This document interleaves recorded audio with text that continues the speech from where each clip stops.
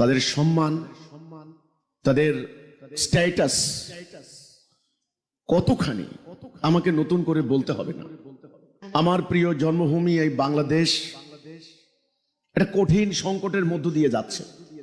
এই সময় সারা পৃথিবীতে যদি এক দৃষ্টিতে দুনিয়ার দিকে তাকান, আপনি দেখবেন দুর্বলের উপর সবলের অত্যাচার, দরিদ্রের উপর ধনীর বঞ্চনা, শাসিতের উপর শাসকের জুলুম, উন্নত বিশ্ব কর্তৃক অনুন্নত রাষ্ট্রগুলিকে শোষণ,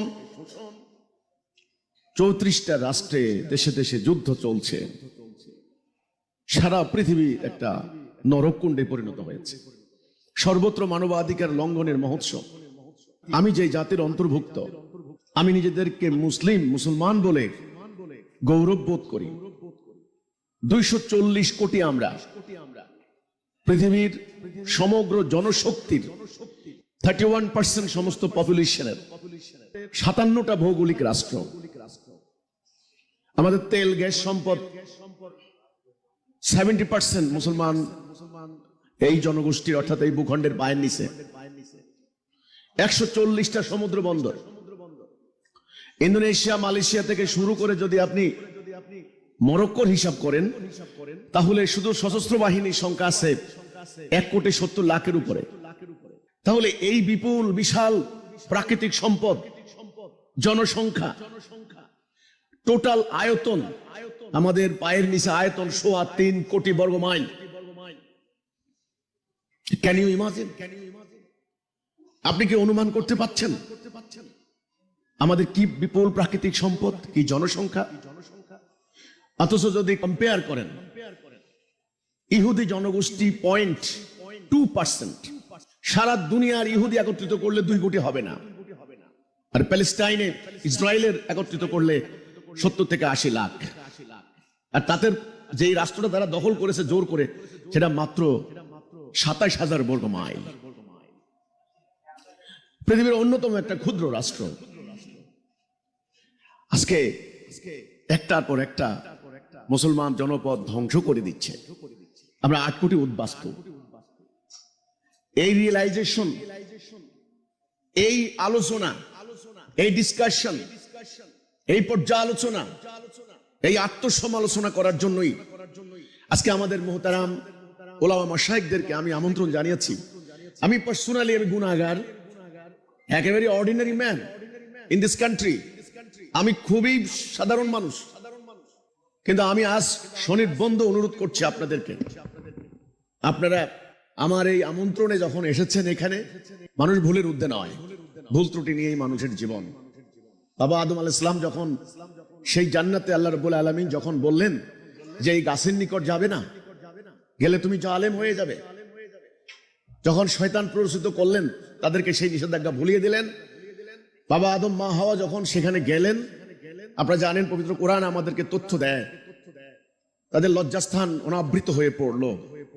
সাংঘাতিক কথা, তারা জান্নাতের পাতা দ্বারা লজ্জাস্থান আবৃত করতে লাগলেন। তখন রব্বুল ইজ্জতের শানে তারা তওবা করলেন, রব্বানা যালামনা আনফুসানা ওয়া ইল্লাম তাগফির লানা ওয়া তারহামনা লানাকুনান্না মিনাল খাসিরিন। এটা তওবা, এটা বাবা আদমের তওবা।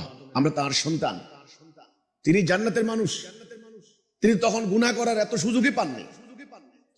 একটা নিষেধাজ্ঞা মনে রাখতে পারেননি, সেজন্য তিনি তওবা করতে করতে অস্থির হয়ে গেলেন। তো কাজে আমরা এই মাটির দুনিয়াতে, এই প্রতারণার দুনিয়াতে, ছলনার দুনিয়াতে, নাস্তিকতাবাদের এই যুগে এসে আমাদের ভুল ত্রুটি, গুনাহ, পাপ, আমরা আকণ্ঠ নিমজ্জিত। যে কথা আমি বলার চেষ্টা করেছি, আমাদের তো অভাব থাকার কথা নয়। জনসংখ্যার অভাব নেই, মাটির অভাব নেই, সম্পত্তির অভাব নেই। কিসের অভাব? শুধু বাংলাদেশের মধ্যে আমি এখন আমার দৃষ্টিকে নিবদ্ধ করব আমার বাংলাদেশ, প্রিয় জন্মভূমি বাংলাদেশ। এখানে প্রায় 56,000 বর্গ মাইলের এই রাষ্ট্রটা দীর্ঘ সংগ্রামের পর এটা গড়ে উঠেছে। এই বঙ্গোপসাগরের এই ভদ্বীপ অঞ্চলের এই তটরেখায় বা এই পলিসঞ্চিত এই জায়গাটা, এই বাড়ির পাশের মিয়ানমার থেকে 24 লাখ মুসলমানকে বিতাড়িত করে দেওয়া হলো। মুসলমানদের যে আবাস ভূমিটা ছিল, আমি একটা হিসাবে পেয়েছি 45,000 বর্গ মাইল। গতকালকে আরেকটা ক্রস এক্সামিন করতে যখন গেলাম, সেখানে বলা হচ্ছে 36,000 বর্গ মাইল, আমি ধরলাম 40,000 বর্গ মাইল। আরাকান রাজ্য মুসলমানদের। আজকে একটা মুসলমান সেখানে গত মাসেও প্রায় 1.25 লক্ষ মুসলমানকে বিতাড়িত করা হয়েছে। জাতিসংঘ নীরব, ওআইসি নীরব, আমাদের আসিয়ানভুক্ত দেশগুলি নীরব, কেউ কোনো কথা বলে না। এই নীরবতা কবরের নীরবতা মুসলমানদের বেলায়। আমাদের সরকার গত 2 দিন আগে বলেছেন 12 লক্ষ জনগণের ভার আমরা সহ্য করতে পারছি না। আজকে প্রেস ক্লাবের সামনে আমি যখন গাড়ি দিয়ে ঢোকা শুরু করলাম, গাড়ি ঢোকার মতো কোনো অবস্থা নাই। হাজার হাজার নার্স তারা বিক্ষোভ করছেন প্রতিনিয়ত।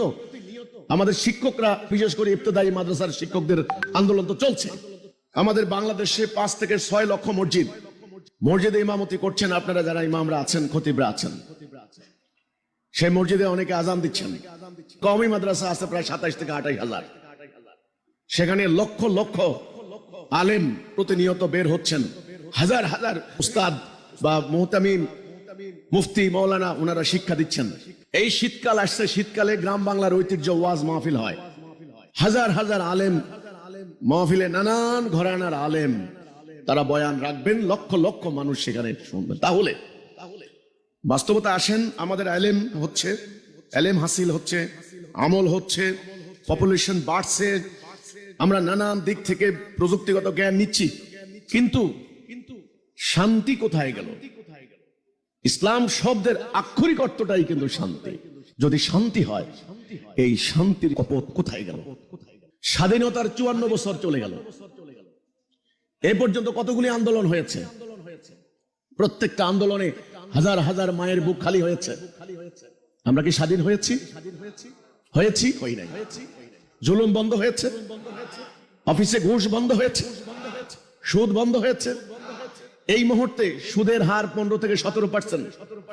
সুদের মারপ্যাচ ভয়ঙ্কর, 40% 45% হয়ে যায়। এই 92% মুসলমানের দেশ। এই মুহূর্তে $350 বিলিয়ন গত 20 বছরে লুটপাট হয়েছে বাংলাদেশ থেকে। ইন্টারিম গভর্নমেন্ট ক্ষমতা আসার পর প্রায় $25 বিলিয়ন পাচার হয়েছে। আমি পরিসংখ্যানে কথা বলছি, আমার কথাগুলি ডকুমেন্টেড। আজকে ব্যবসায়ীরা পাগল হয়ে গিয়েছে। আমরা ব্যবসা করে খাই। কোরআনে আল্লাহ বলছেন সুদ হারাম করা হলো, ব্যবসাকে হালাল করা হলো। ব্যবসা করো। হাদিসে রাসূল বলেছেন একজন সত্যনিষ্ঠ ব্যবসায়ী শহীদ সিদ্দিকদের সাথে হাসরের দিন উঠবে। আজকে ব্যবসা করতে যান, ভিক্ষার থলি ধরিয়ে দেওয়া হবে আপনাকে। কারণ আছে, একজন যখন 40,000 কোটি টাকার মালিক হয়ে যায়, রুই কাতলাদের দাপটে পুঁটি মাছ আমাদের আর জীবন থাকে না। This is my country, this is our country, our motherland, our homeland. আজকে এখানে এই আন্দোলন হতে হতে একবার 90-এর আন্দোলন হলো, বলো কি স্বৈরাচার বিরোধী, স্বৈরাচার চলে গেছে, এখন ডেমোক্রেসি আসবে। এরপর 24শে জুলাই আন্দোলন হলো, বলো এখানে বৈষম্য থাকবে না, বৈষম্যহীন ডেমোক্রেসি আসবে। ডেমোক্রেসি কি? আমি বলবো ডেমোক্রেসি একটা মূলা আমাদের সামনে ঝুলিয়ে দেওয়া হচ্ছে। এর কিছু তত্ত্ব কথা আছে, যেটা ওই যে বাংলা একটা প্রবাদ বাক্য আছে, কিতাবে আছে গোয়ালে নাই। তত্ত্ব কথাগুলি শুনতে খুব মজার লাগে, খুব টেস্টি কথা। বাচ্চাদেরকে যেমন জিহ্বার মধ্যে কিছু টেস্টি খাবার দিয়ে তার মজা ধরিয়ে দেয়, সেটা হলো মানবাধিকার, ভোটাধিকার, তারপরে ন্যায় বিচার, তারপরে হলো গুড গভর্নেন্স। এই সমস্ত গুলি তারা বলে। কিন্তু এই গণতন্ত্র নামক জীবন ব্যবস্থা প্র্যাকটিস করার পর সত্যিকার অর্থে কি আমরা মানবাধিকার পেয়েছি? কেউ হলফ করে বলতে পারেন? আরে বাংলাদেশ বাদ দেন, জাতিসংঘের মহাসচিব বলেছেন বিশ্বের মানবাধিকার লঙ্ঘনের চূড়ান্ত নজিরবিহীন ঘটনা এখন হচ্ছে। বাংলাদেশ বাদ দেন, আমি বাংলাদেশ পার্সপেক্টিভ কথা বলছি। কথা বলতে হবে এখন আলেমদেরকে। আজকে আমাদের সাবজেক্ট আমি ঠিক করছি আল্লাহর দ্বীন প্রতিষ্ঠায়, জনমত ঘটনে আলেম ওলামাদের করণীয়। কেন আমি আল্লাহর দ্বীনের প্রস্তাব করছি? আমাদের সম্মানিত আলেমদের দৃষ্টিতে, ওনাদের দৃষ্টিতে আমাদের বা আমার অনেক ত্রুটি বিচ্ছুতি আছে। আমি আগেও বলেছি, আমি আদম সন্তান, ত্রুটি বিচ্ছুতি আমার থাকবে। আমি সেগুলো অ্যাকনলেজ করছি, আমি ডিনাই করছি না। আমি এও জানি আল্লাহ কোরআনে বলেছেন ইয়াগফিরু লাকুম যুনুবাকুম, সমস্ত গুনাহ মাফ করে দেওয়া হবে। পাপ জুনুব পাপ মাফ করে দেওয়া হবে। যদি মাফ করে দেওয়ার অ্যাসুরেন্স আল্লাহ রাব্বুল আলামিন আমাকে দিয়ে থাকেন, তাহলে আমার আর চিন্তা নেই। তার মানে আমি পুনঃ পুনঃ পাপ করবো? নো।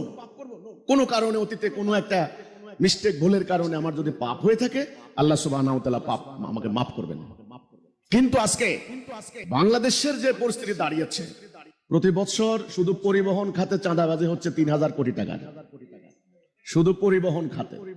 গতকালকের পত্রিকা দেখলাম বাংলাদেশের এখন অন্যতম সংকট চাঁদাবাজি। এমন কোন জায়গা নাই চাঁদাবাজির অত্যাচারে মানুষ পাগল হয়ে যাচ্ছে। ক্ষুদ্র চটপটি ব্যবসায়ী থেকে শুরু করে বাসের মালিক পর্যন্ত চাঁদাবাজির অত্যাচারে শেষ। ঋণের জ্বালায় আত্মহত্যা করছে দেশের কৃষক। এখন বর্তমানে অফিসে প্রতি বছর ঘুষ হয়, লেনদেন হয় 10,000 কোটি টাকা। গত 20 বছরে আমি ট্রান্সপারেন্সি ইন্টারন্যাশনাল সহ অন্যান্য তথ্যগুলি বের করেছি। গত 20 বছরে আমার সোনার বাংলায় ধর্ষণ হয়েছে 1.5 থেকে 2 লাখ, খুন হয়েছে 1,20,000, প্রতি বছর খুন হয় 8 থেকে 10,000। শুধু সড়ক দুর্ঘটনায় মারা যায় প্রতি বছর 10,000। হিসাব করেন স্বাধীনতার পর থেকে কত লক্ষ লোক মারা গেল। মনে হয় যেন বাংলাদেশ একটা যুদ্ধক্ষেত্র, একটা ওয়ার ফিল্ড। চুরি, ডাকাতি, খুন, রাহাজানি, হত্যা, ধর্ষণ, আতঙ্ক, ভয়, সর্বত্র মানুষ আজকে পাগল হয়ে গিয়েছে। এমত অবস্থায় আমার প্রস্তাব, আমাদের প্রস্তাব, এই অশান্তির হেতু কি, রিজন কি, কারণ কি? যে কোনো রোগ হলে পরে ডাক্তারের কাছে রোগী যখন যায়, ডাক্তার তখন চেষ্টা করে রিজনটা জানতে, যে রোগের কারণটা কি, তারপরে হলো ট্রিটমেন্ট। আজকে এই মানব সমাজে এই অশান্তির মেইন রিজন আমরা মনে করি যে মানুষ আল্লাহর খলিফা, আল্লাহর প্রতিনিধি। মানুষকে আল্লাহ সুবহানাহু ওয়া তাআলা মহাপরিকল্পনার অংশ হিসেবে সৃষ্টি করেছেন, একটা মাস্টার প্ল্যানের অংশ হিসেবে। আল্লাহ রাব্বুল আলামিনের একটা উদ্দেশ্য আছে, সেটা হচ্ছে পৃথিবীতে মানুষ আল্লাহর প্রতিনিধিত্ব করবে, আল্লাহর খেলাফত করবে, আল্লাহর হুকুমের আনুগত্য করবে। আল্লাহর হুকুমের আনুগত্য করার জন্য আল্লাহ রাব্বুল আলামিন 70 দিন হেদায়েত দিয়ে যুগে যুগে যুগে যুগে নবী রাসূল পাঠিয়েছেন। নবী রাসূলদের সংখ্যা 1,24,000 কি হাদিস মোতাবেক 2 লক্ষ, মানে লক্ষ লক্ষ আমরা বলতে পারি, লক্ষাধিক। এই নবী রাসূল আসার ধারাবাহিকতায় আমাদের শেষ নবী, আখিরি নবী, আমরা যার উম্মত, হযরত মুহাম্মদ মুস্তাফা সাল্লাল্লাহু আলাইহি ওয়াসাল্লাম, উনাকে আল্লাহ দ্বীন দিলেন, দ্বীনুল হক। যেই দ্বীনুল হকের রূপরেখা হলো পবিত্র কোরআন, কোরআনুল কারীম, কোরআনুল মাজিদ। আমাদের বক্তব্য, মানব জাতির মধ্যে এই অশান্তির মেইন কারণ মানুষ আল্লাহর দেওয়া বিধান, আল্লাহর দেওয়া হুকুম, আল্লাহর দেওয়া আইন প্রত্যাখ্যান করেছে। মানুষ যখন থেকে আল্লাহর দেওয়া হুকুম প্রত্যাখ্যান করেছে, তাদের রাষ্ট্রীয়, জাতীয়, সামাজিক, বিচারিক, অর্থনৈতিক, শাসনতান্ত্রিক, সামরিক সকল ক্ষেত্রে, অর্থাৎ এক কথায় জাতীয় এবং সামষ্টিক, কালেকটিভ লাইফে যখন আল্লাহর দেওয়া বিধানকে তারা প্রত্যাখ্যান করেছে, তারা নিজেদের যখন আইন রচনা করে হাত দিয়েছে, তখন তারা হয়ে গেছে গায়রুল্লাহ, তাগুত। আমি যত তাফসীর পড়েছি আমার এই ক্ষুদ্র লাইফে, বাংলা ভাষায় যত তাফসীর গ্রন্থ পাওয়া যায়, একেবারে তাফসীর ইবনে কাসির থেকে শুরু করে মওদুদী সাহেবের তাফসীর, আল্লামা শফি সাহেবের, এই যে পাকিস্তানের মওলানা শফি সাহেবের তাফসীর, সাইদি সাহেবের তাফসীর, ইসলামিক ফাউন্ডেশনের এখন কর্মকর্তা আমাদের হারিস সাহেব, উনি এখন রিটায়ার্ড, উনি একজন ইসলামী, আমার নিয়মিত ওনাদের ওখানে আমি যাইতাম, যত তাফসীর আছে আমার সামনে উনি আনতেন, এবং যত মৌলানারা আছেন আমাদের এটা নিয়ে আলোচনা হইতো। যারা আল্লাহর হুকুম, আল্লাহর বিধানকে পরিকল্পিতভাবে, সুচিন্তিতভাবে বাদ দিয়ে তারা মানুষের তৈরি বিধান বা ইবলিসের বা শয়তানের আনুগত্য করে, তারাই কি তাগুত নয়? কি কোরআনে আল্লাহ সূরা মায়েদা 44, 45, 47 পরিষ্কার। কি সুন্দর কথা, কি পরিষ্কার কথা। এখানে কোনো তাফসীরের প্রয়োজন হয় না, শানে নজুল তালাশ করার দরকার হয় না। যারা সরল অনুবাদ পড়বেন তারাই বুঝবেন এটার মিনিং। ওমান লাম ইয়াহকুম বিমা আনজালাল্লাহ, আল্লাহ যেটা নাজিল করেছেন। আল্লাহ কি নাজিল করেছেন? এখন তো কোরআন, এর আগের কিতাবগুলি তো আছে, সেটা ভিন্ন, সেটা তো মনসুখ হয়ে গেছে, রহিত করেই তো আল্লাহ লেটেস্ট ভার্সন দিয়েছেন মানব জাতির জন্য, শেষ কিতাব, শেষ বিধান। তাহলে যারা আল্লাহর নাজেল করা বিধান দ্বারা ফয়সালা করে না, তারা কাফের, তারা জালেম, তারা ফাসিক। তাহলে বলুন, কোরআনে সেই আয়াতখানা যেখানে আল্লাহ বলেছেন আফাতুমিনুনা বিবাদিল কিতাবে ওয়া তাকফুরুনা বিবাদ, তোমরা কি কিতাবের কিছু মানবে কিছু মানবে না, এই সিদ্ধান্ত নিছো? যদি নিয়ে থাকো খিজিউন ফিল হায়াতিদ দুনিয়া, দুনিয়ার জীবনে লাঞ্ছনা অপমান, তাহলে এই দুনিয়ার জীবনে অশান্তি, জুলুম, লাঞ্ছনা, এই রক্তপাত, এই মানবাধিকার লঙ্ঘন, এই সুদ, এই ঘুষ, এই রাহাজানি, এই হত্যা, এই ধর্ষণ, এর মেইন কারণ কি? আল্লাহর বিধান প্রত্যাখ্যান করার ফল নয় কি? ফল নয় কি? আমাদের বক্তব্য প্রথম এই কথাটা, মানুষ যখন আল্লাহর বিধান বাদ দিয়েছে তখনই মানুষের এই জাতীয় সামাজিক জীবনে অমানিসার ঘোর অন্ধকারে নেমে এসেছে। আপনারা জানেন যে বাবা আদম আলাইহিস সালামকে যখন আল্লাহ রাব্বুল আলামিন মাটি দিয়ে তৈরি করলেন, তখন সমস্ত ফেরেশতাদেরকে বললেন সেজদা করো। সবাই সেজদা করলো, ইবলিস সেজদা করলো না। এখানে আল্লাহর সাথে ইবলিসের একটা ডায়ালগ কোরআনে আছে। আল্লাহ বললেন, ইবলিস ওকে সেজদা করলি না কেন? ইবলিস বলে, ও হচ্ছে মাটি, আমি হচ্ছে আগুন। আল্লাহ বললেন, এখানে আর থাকতে পারবে না। আবা ওয়াস্তাকবারা ওয়া কানা মিনাল কাফিরিন, অহংকার করলো, সে কাফের হয়ে গেল, আউট। আমরা বলি আউযু বিল্লাহি মিনাশ শাইতানির রাজিম, রাজিম মানে বিতাড়িত, বহিষ্কৃত। তখন ইবলিস বলেছে, আল্লাহ তুমি যেই আদমকে আমার উপরে শ্রেষ্ঠত্ব দিলে, আমাকে অবকাশ দাও, সুযোগ দাও, আমি ওকে তোমার পথে থাকতে দেব না। আল্লাহ বললেন, যা তুই তোর অশ্বারোহী পদাতিক বাহিনী দ্বারা হামলা কর, তোকে আমি সুযোগ দিলাম উত্থান দিবস পর্যন্ত। ইবলিস ক্ষমতা নিয়ে চলে আসলো। আজকে দুনিয়াতে আমাদের সামনে রাস্তা কিন্তু দুইটা, একদিকে ডান, একদিকে বাম। ডাইন হাত বাম হাত কিয়ামত পর্যন্ত আমাদেরকে মনে করিয়ে দেওয়ার জন্য রূপক অর্থে এই দুই হাত আমারই হাত, এই হাতও আমার হাত, এই হাতও আপনার হাত, এটারও যেমন কার্যকারিতা আছে এটারও আছে। তাহলে এটা ডান কেন, এটা বাম কেন? অর্থাৎ সারা জীবন যেন আপনি মনে রাখেন আপনার সামনে দুটি রাস্তা।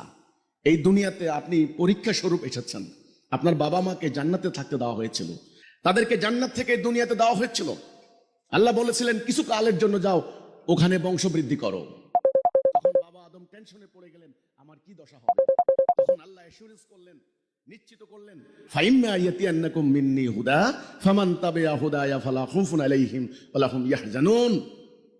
এই দুনিয়াতে তাহলে আমরা আসলাম পরীক্ষা স্বরূপ। এটা আমাদের পার্মানেন্ট বাড়ি না, এখানে আমরা চিরস্থায়ী নই। পরীক্ষার হল 3 ঘন্টার, কেউ কিন্তু পার্মানেন্ট, সবাই জানে আমার every minute every second most important.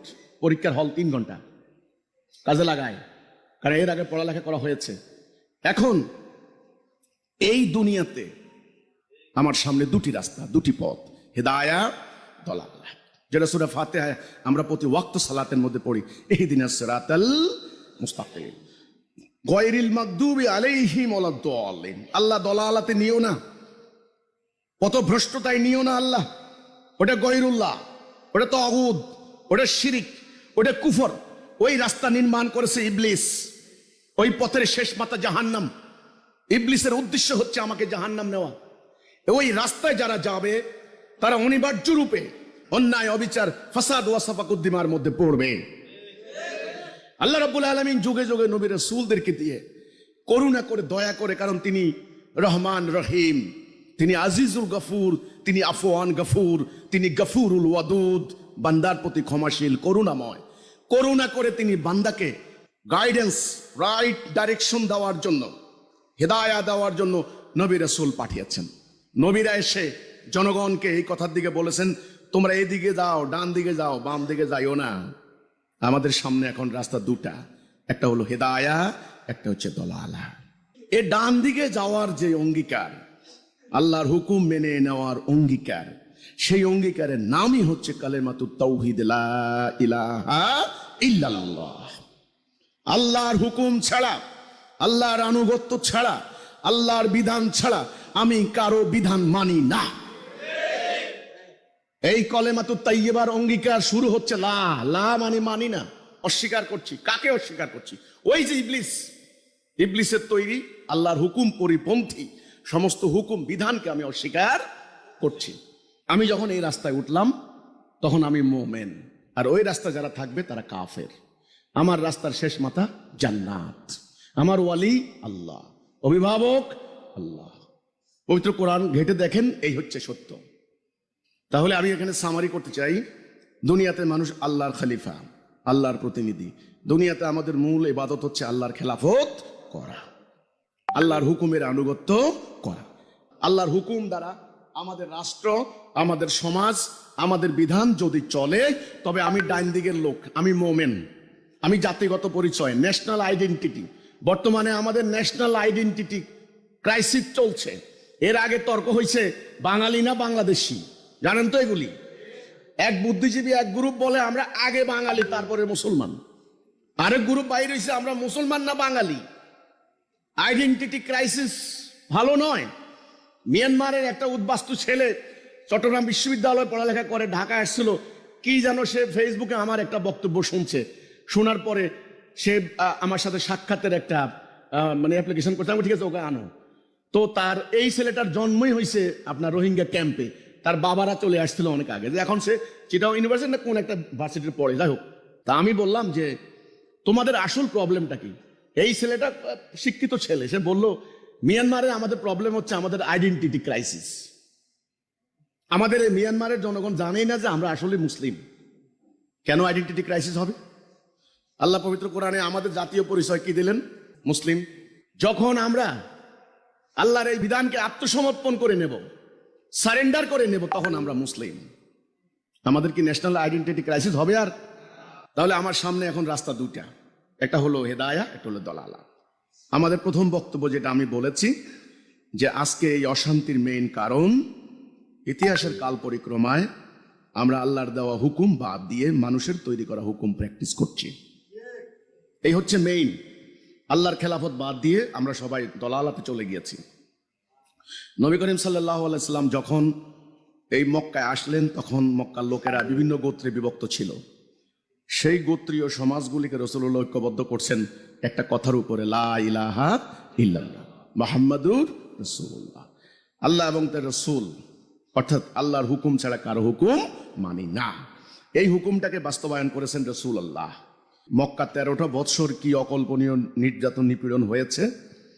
উনি কিন্তু অন্যায়ের কাছে সারেন্ডার করেন নাই, শিরিক কুফরের কাছে আপোষ করেন নাই। আজকে আমাদের একদল লোক শিরিক কুফরের সঙ্গে আপোষ করে, তারা হেকমতের দোহাই দিয়ে তারা কিভাবে ইমানে থাকতে পারেন আমার বুঝে আসে না, আমার জ্ঞানের মধ্যে আসে না।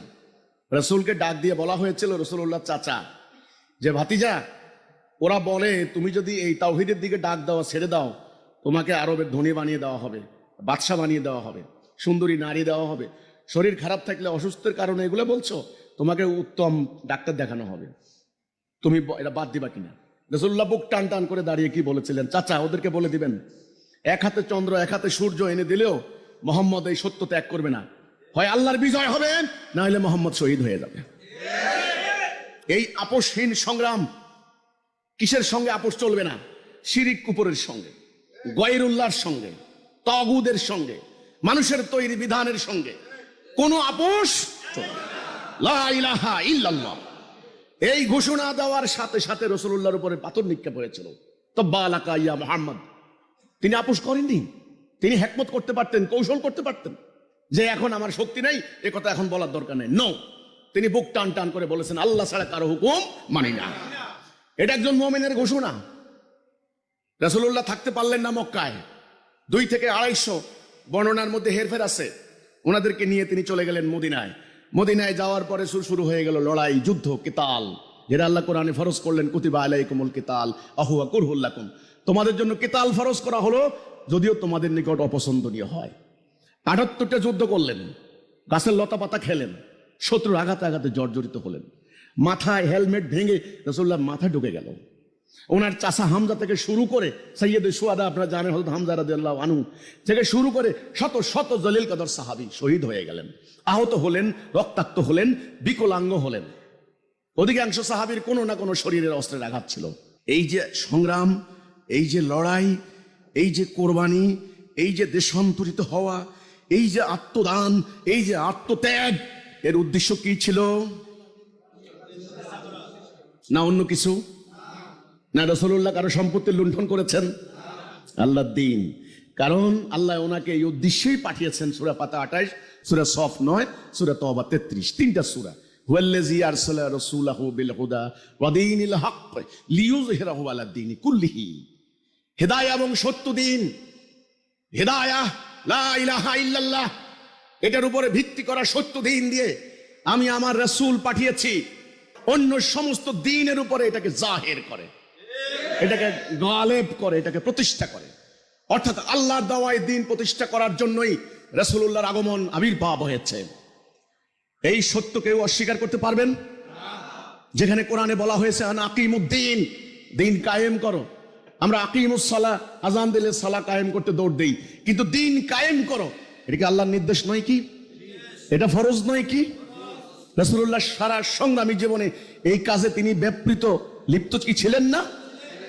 এই এত বড় সুন্নাহ, এত বড় ফরজ, এত বড় আদেশ কি করে এই জাতি বলতে পারলো?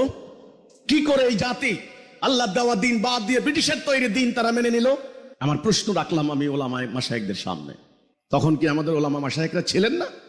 রাসূলুল্লাহ দিন প্রতিষ্ঠা করলেন, মক্কার এই কাফেরদের সাথে রাসূলুল্লাহর অন্য কোনো দ্বন্দ্ব ছিল না। রাসূল যদি বলতেন যে আমি নামাজ পড়বো, নামাজের ব্যবস্থা করে দাও, কুরাইশরা খুব আনন্দের সাথে কাবার সামনে নামাজের ব্যবস্থা করে দিত, কোনো সমস্যা নেই। রাসূল যদি বলতেন আমি রোজা রাখবো, তাহলে রোজার ব্যবস্থা করে দিত। কিন্তু রাসূল যখন বলেছেন আমি আল্লাহ রাসূল, আমার উপরে যেটা নাজেল হয়েছে এটা তোমাদের জীবন বিধান, তখনই তারা বলেছে তুমি ভালো মানুষ আমরা জানি, তুমি আলামিন আস-সাদিক আমরা জানি, তুমি উচ্চ বংশীয় রাইস ফ্যামিলি, কুরাইশ বনু হাশিম গোত্রের, কাবার মুতাওয়াল্লি পরিবার, নো ডাউট অ্যাবাউট ইট, আমরা জানি, বাট তোমার উপরে যেটা নাজেল হয়েছে আমরা এটা মানব না। আমরা আমাদের পূর্বপুরুষ যেটা অনুসরণ করেছে আমরা সেটাই মানব। তারা মানতে যেটা স্বীকার তারা রাজি ছিল না বলেই তো তারা কাফের হয়ে গিয়েছিল। তারা কি আল্লাহ বিশ্বাস করতো না? হজ করতো না? যাকাত দিত না? দিত। কারণ কাফের কেন হলো? কারণ তারা আল্লাহর এই বিধানকে জাতীয় রাষ্ট্রীয় জীবনে মানতে প্রস্তুত ছিল না। একই কারণ যদি বর্তমানে হয়ে থাকে, আমরা নামাজ পড়ি, রোজা রাখি, হজ করি, মসজিদে যাই, আমরা জাতীয় রাষ্ট্রীয় জীবনে আল্লাহর বিধান বাদ দিয়েছি, আমরা মুসলমান দাবি করতে পারি কিভাবে? কোন সূত্র মোতাবেক? পারি না। এবার আসেন, রাসূলুল্লাহ চলে গেলেন, রাসূলুল্লাহ সাহাবীরা রাসূলুল্লাহ দেখানো পথে বাকি অর্ধ দুনিয়াতে এই দিন প্রতিষ্ঠা করে দিয়ে তারাও একে একে চলে গেলেন। যারা আপনারা বলেন সুম্মাল্লাযীনা ইয়ালুনাহুম সুম্মাল্লাযীনা ইয়ালুনাহুম খায়রুল কুরনি, আগে আমার যুগ শ্রেষ্ঠ যুগ, তারপরে তারপরে, অর্থাৎ আমরা দেখলাম সাহাবীরাও চলে গেলেন, তাবেঈনরা চলে গেলেন, এইভাবে প্রায় 100-150 বছর চলে গেল। একটা পর্যায়ে এসে সর্বনাশা ঘটনা ঘটল, আমরা লক্ষ্য হারিয়ে ফেললাম। যে উদ্দেশ্যে আমাদেরকে তৈরি করা হয়েছে, অর্থাৎ জিহাদ করে আল্লাহর দ্বীন প্রতিষ্ঠা করা, সেটা আমরা বাদ দিলাম। আমরা খাতা কলম নিয়ে ঘরে ঢুকলাম, আমরা সূক্ষ্মাতি সূক্ষ্ম ব্যাখ্যা বিশ্লেষণ, অতি বিশ্লেষণ, সূক্ষ্ম ব্যাখ্যা শুরু করে দিলাম। আরেক দল লোক ঘরের দরজা বন্ধ করে হাতের তসবিহ দানা নিয়ে আমরা বাকাবিল্লা ফানাফিল্লা হওয়া শুরু করলাম, আত্মার ঘষা মাজা করে। সংগ্রাম বাদ দিলাম। ওইদিকে শত্রুরা কিন্তু বসে নাই, তারা প্রথমে সেই পূর্ব এলাকা থেকে আসলো হালাকু খানরা, কচু কাটা করলো বাগদাদ, 20 লক্ষ মুসলমানের মাথা কেটে পিরামিড বানানো হলো। তখন জ্ঞানে বিজ্ঞানে আমরা সেরা। আমাদের সেই বিখ্যাত বিখ্যাত বিশ্ববিদ্যালয় বাগদাদে অবস্থিত, বইগুলি পুড়িয়ে সমস্ত নদীগুলি পানি কালো হয়ে গেল, মানুষের রক্তে পানি লাল হয়ে গেল। আমরা কিন্তু হালাকু খানের আক্রমণ রোখাইতে পারি নাই। এই জন্য 5 দফা কর্মসূচি, জাতি রক্ষার মূল কবচ, রক্ষা কবচ। 1 নম্বরে ঐক্য। রাসূলুল্লাহ বলেছেন সেই প্রখ্যাত হাদিস, আমাদের মোহতারাম আমাদের পীর সাহেবরা জনগণকে আধ্যাত্মিক সাধনা দিয়ে যান। অনেকে আধ্যাত্মিক সাধনা, আমি কাউকে সমালোচনা করতে এখানে বসি নাই, ছোট্ট ছোট্ট হাদিসের ওনারা আমলও বাদ রাখেন না। যেমন ধরেন মিসওয়াকের গুরুত্ব, মিসওয়াকের ফজিলত, মিসওয়াকের মাসালা, সেটা পর্যন্ত শিক্ষা দিচ্ছেন। রাত 12টা বাজে কি আমল করা হবে, কি দোয়া করা হবে, সেই ফজিলত শিক্ষা দেওয়া হচ্ছে। অথচ এই 5 দফা কর্মসূচি রাসূলুল্লাহ বললেন আল্লাহ আমাকে দিয়েছেন, আমি তোমাদেরকে দিয়ে গেলাম, যেটা ডাইরেক্ট প্রত্যেকটা দফা কোরআনের আয়াত। 1 নাম্বার ঐক্য, তোমরা ঐক্যবদ্ধ থাকবে। কোরআন বলেছেন, আল্লাহর হুকুম, ওয়াতাসিমু বিহাবলিল্লাহি জামিয়ান ওয়া লা তাফাররাকু, ফারাক হইবা না, তোমরা এক জাতি, আল্লাহর রশি একটা, আল্লাহর রশি ধরে একটা জাতি থাকো, ঐক্যবদ্ধ। ছাপ্পান কা আন্নাহুম বুনিয়ানুম মারসুস, সীসা গলানো প্রাচীরের ন্যায়। তোমাদের নেতা হবেন একজন, সেই নেতার কথা শুনবে, নেতার আনুগত্য করবে। আতিউল্লাহ আতিউর রাসূল আউলিল আমরি মিনকুম, আউলিল আমর থাকবে তোমাদের। জাতি হবে একটা, মুসলিম উম্মাহ, উম্মতে মুসলিমা, উম্মতে মুহাম্মাদি, তোমাদের সংবিধান হবে কোরআন, তোমাদের ডাইরেকশন হবে দুনিয়া জোড়া। পৃথিবীর কোথায় মানবতা লঙ্ঘিত হচ্ছে সেখানে তোমরা ছুটে যাবে মানবতা প্রতিষ্ঠা করার জন্য। এই কর্মসূচি 4 নম্বরে হিজরত, 5 নম্বর জিহাদ ফি সাবিলিল্লাহ। এই কর্মসূচি থেকে সরে গেলে ইসলামের রশি খুলে যাবে, আঘাত সরে গেলে। কিভাবে আমাদের পরবর্তী ফকিরা, পরবর্তী পণ্ডিতরা ওনারা এই কর্মসূচি থেকে কথা ভুলে গেলেন, ঐক্য নষ্ট হয়ে গেল, আমরা দুর্বল হয়ে গেলাম, আমাদের নেতৃত্ব বিভাজন হয়ে গেল, সালতানাত নিয়ে মারামারি শুরু হয়ে গেল, ভোগ বিলাসের রাজত্ব শুরু হয়ে গেল। আমাদের হিজরত নাই, আমাদের জিহাদ নাই। জেহাদের পরিবর্তে জাল হাদিস আবিষ্কার করা হলো, আত্মার বিরুদ্ধে জেহাদ বড় জেহাদ। পবিত্র কোরআন সূরা ফুরকানের 52 নম্বর আয়াত, শত্রুর বিরুদ্ধে, কাফেরের বিরুদ্ধে লড়াই করা হচ্ছে জিহাদে আকবর। ফালা তুতিল কাফিরিনা ওয়াজাহাদুম বিহি জিহাদান কাবীরা। এই সত্য কথাটাকে গোপন করে আত্মার বিরুদ্ধে যুদ্ধকে একমাত্র বড় যুদ্ধকে সাব্যস্ত করা হলো। রণাঙ্গনের লড়াই বন্ধ করে দেওয়া হলো। পরিণতি কি হলো? আমাদের সামর্থ্য হারিয়ে গেল, হিম্মত হারিয়ে গেল, আমাদের কৌশল হারিয়ে গেল। আমরা হয়ে গেলাম অথর্ব, আমরা হয়ে গেলাম বিশৃঙ্খল, দুনিয়া লোভী, আমরা হয়ে গেলাম স্বার্থপর, ছোট্টখাটো ব্যাপার নিয়ে ব্যাপৃত থাকা একটা জনগোষ্ঠী। দুনিয়াতে আল্লাহর দিন প্রতিষ্ঠার সেই প্রেরণা, সেই লক্ষ্য, যেই লক্ষ্য রাসূলুল্লাহ দিয়ে গেলেন, সাহাবীরা করে গেলেন খেয়ে না খেয়ে, মদিনা থেকে বের হয়ে, সেই লক্ষ্য হারিয়ে গেল। সময় চলে গেল, আমরা আর মাজা সোজা করে দাঁড়াইতে পারি নাই। ইতিহাসের সেই অমোঘ কাল চলে আসলো, সেটা হলো ইউরোপ থেকে ইউরোপিয়ানরা এবার উড়ে আসলো। প্রথমে আসলো পূর্ব এলাকা থেকে হালাকু খানরা, তারপরে আসলো ইউরোপিয়ানরা, সেই স্প্যানিশ, ডাচ, ব্রিটিশ, ফ্রান্স, ছোট্ট ছোট্ট ইউরোপিয়ান খ্রিস্টান জাতি। আপনার সেই কাসাব্লাঙ্কা থেকে শুরু করে ইন্দোনেশিয়া, এত বড় ইন্দোনেশিয়া দখল করলো ডাচ। এত বড় ভারতবর্ষ পায়ে নিয়ে চলে গেল ব্রিটিশ।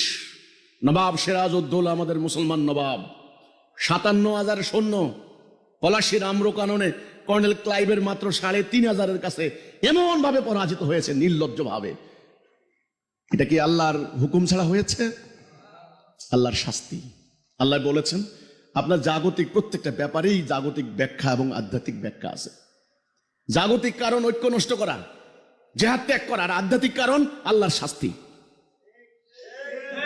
আল্লাহ কোরআনে বলেছেন যদি আমার কিছু মানো, কিছু বাদ দাও, খিজিউন ফিল হায়াতিদ দুনিয়া, যদি তোমরা আমার রাস্তায় অভিযান ত্যাগ করো তাহলে অন্য জাতি তোমাদের উপর চাপিয়ে দেওয়া হবে। আল্লাহর অঙ্গীকার কি মিথ্যা? নো। এবার যখন ব্রিটিশরা আমাদেরকে দখল করলো, আমরা পুরো দস্তুর গোলাম হয়ে গেলাম। তারা 300 বছর আমাদেরকে সরাসরি শাসন করলো, শোষণ করলো। তারা আল্লাহর বিধান বাদ দিয়ে তাদের হুকুম আমাদের উপর চাপিয়ে দিল। আল্লাহর দেওয়া আইন বিধান দ্বারা কোর্ট কাছারিতে বিচার হতো। তারা আদালত প্রতিষ্ঠা করলো, সুপ্রিম কোর্ট, হাই কোর্ট, জাজ কোর্ট, ম্যাজিস্ট্রেট কোর্ট, শব্দগুলো ইংরেজি। ইউনিয়ন পরিষদ, চেয়ারম্যান, ইউনিয়ন কাউন্সিল ইংরেজি, বুঝতে হবে। জাজ কোর্ট ইংরেজি, জাজ, জাস্টিস ইংরেজি, কোর্ট ইংরেজি, হাই কোর্ট ইংরেজি, ম্যাজিস্ট্রেট ইংরেজি, পাওয়ার অফ ম্যাজিস্ট্রেসি ইংরেজি। সম্পূর্ণরূপে ইংরেজরা দখল করার পর আমাদের আদালতে তাদের দণ্ডবিধি, আইন কানুন, ব্রিটিশ এবং রোমান ল তারা চাপিয়ে দিল। কোন মুসলমানকে ব্রিটিশের আইন মানতে পারে? তার ইমানের দাবি লা ইলাহা ইল্লাল্লাহ, এলাহ হিসাবে আমি আল্লাহ ছাড়া কাউকে মানি না। কিন্তু এখানে এলাহ হিসাবে হয়ে গেল এখন ব্রিটিশ। এবার ব্যাংক ব্যবস্থা প্রবর্তন করলো, পুঁজিবাদী অর্থনীতি, খালি অর্থ পুঁজি, পুঁজি জমা করো। আমাদের ছেলে মেয়েরা এখন লন্ডন যায়, ফ্রান্স যায়, জার্মানিতে যায়, যাই তারা খুব আপ্লুত হয়ে যায়, তারা খুব মোহিত হয়ে যায় যে কি সুন্দর রাষ্ট্র, তারা কত সভ্য, তাদের রাস্তাঘাট কত উন্নত, সিভিল সোসাইটি কত ভদ্র। এই ভদ্রতার আড়ালে, এই উন্নয়নের আড়ালে, তাদের এই সমৃদ্ধির আড়ালে রয়েছে আমাদের রক্ত। তারা সুদ ভিত্তিক অর্থ ব্যবস্থা প্রবর্তন করলো। আমাদের ব্যাংকে এখন সুদ, হাজার হাজার ব্যাংক, এক একটা ব্যাংক আলিশান প্রাসাদ, ন্যূনতম 16% সুদ। সুদের আয়াত কোন আলেম না জানেন? সুদকে মুসলমান মানতে পারে এই অর্থনীতি? আমাদের রাষ্ট্রীয় অর্থনীতি হয়ে গেল সুদের। আমরা সবাই মিলে সুদে অর্থনীতির আন্ডারে বাস করা শুরু করলাম। এবার রাজনীতিতে আসি। এই যে হানাহানির রাজনীতি 47 পর্যন্ত ব্রিটিশরা কি আমাদেরকে এই রাজনীতি দিয়ে গেছে?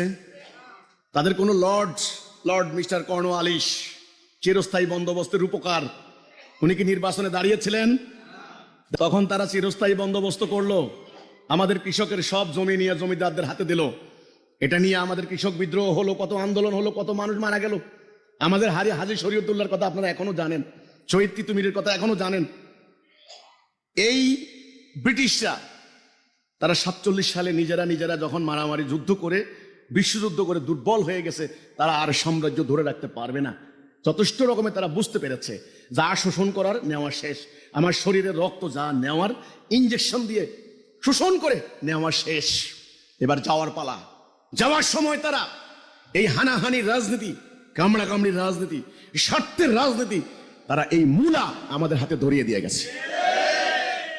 ওরা মারামারি কর রাজনৈতিক দল তৈরি করেছে, প্রথম কংগ্রেস তারাই করেছে, স্যার অক্টিভিয়ান হিউম আপনারা ভালো করে জানেন, অল ইন্ডিয়ান কংগ্রেস তৈরির মূল হোতা। মুসলিম লীগও তাদের পরিকল্পনা। 35 সালের ভারত শাসন আইন যারা পড়বেন তারা বুঝবেন তাদের মাস্টার প্ল্যানটা কি ছিল। এই ব্যবস্থার এই খাঁচার মধ্যে আমরা ঢুকেছি, এখান থেকে বের হওয়ার আর কোনো উপায়, বের করার আর কোনো পন্থা নেই, কোনো রাস্তা নেই। এখানে যারা রাজনীতি করছেন তারা স্বার্থের জন্য রাজনীতি করছেন। একদল ক্ষমতা যেতে পারলে রাষ্ট্রটাকে পুরা দেশের জমিদারি তালুত মনে করেন।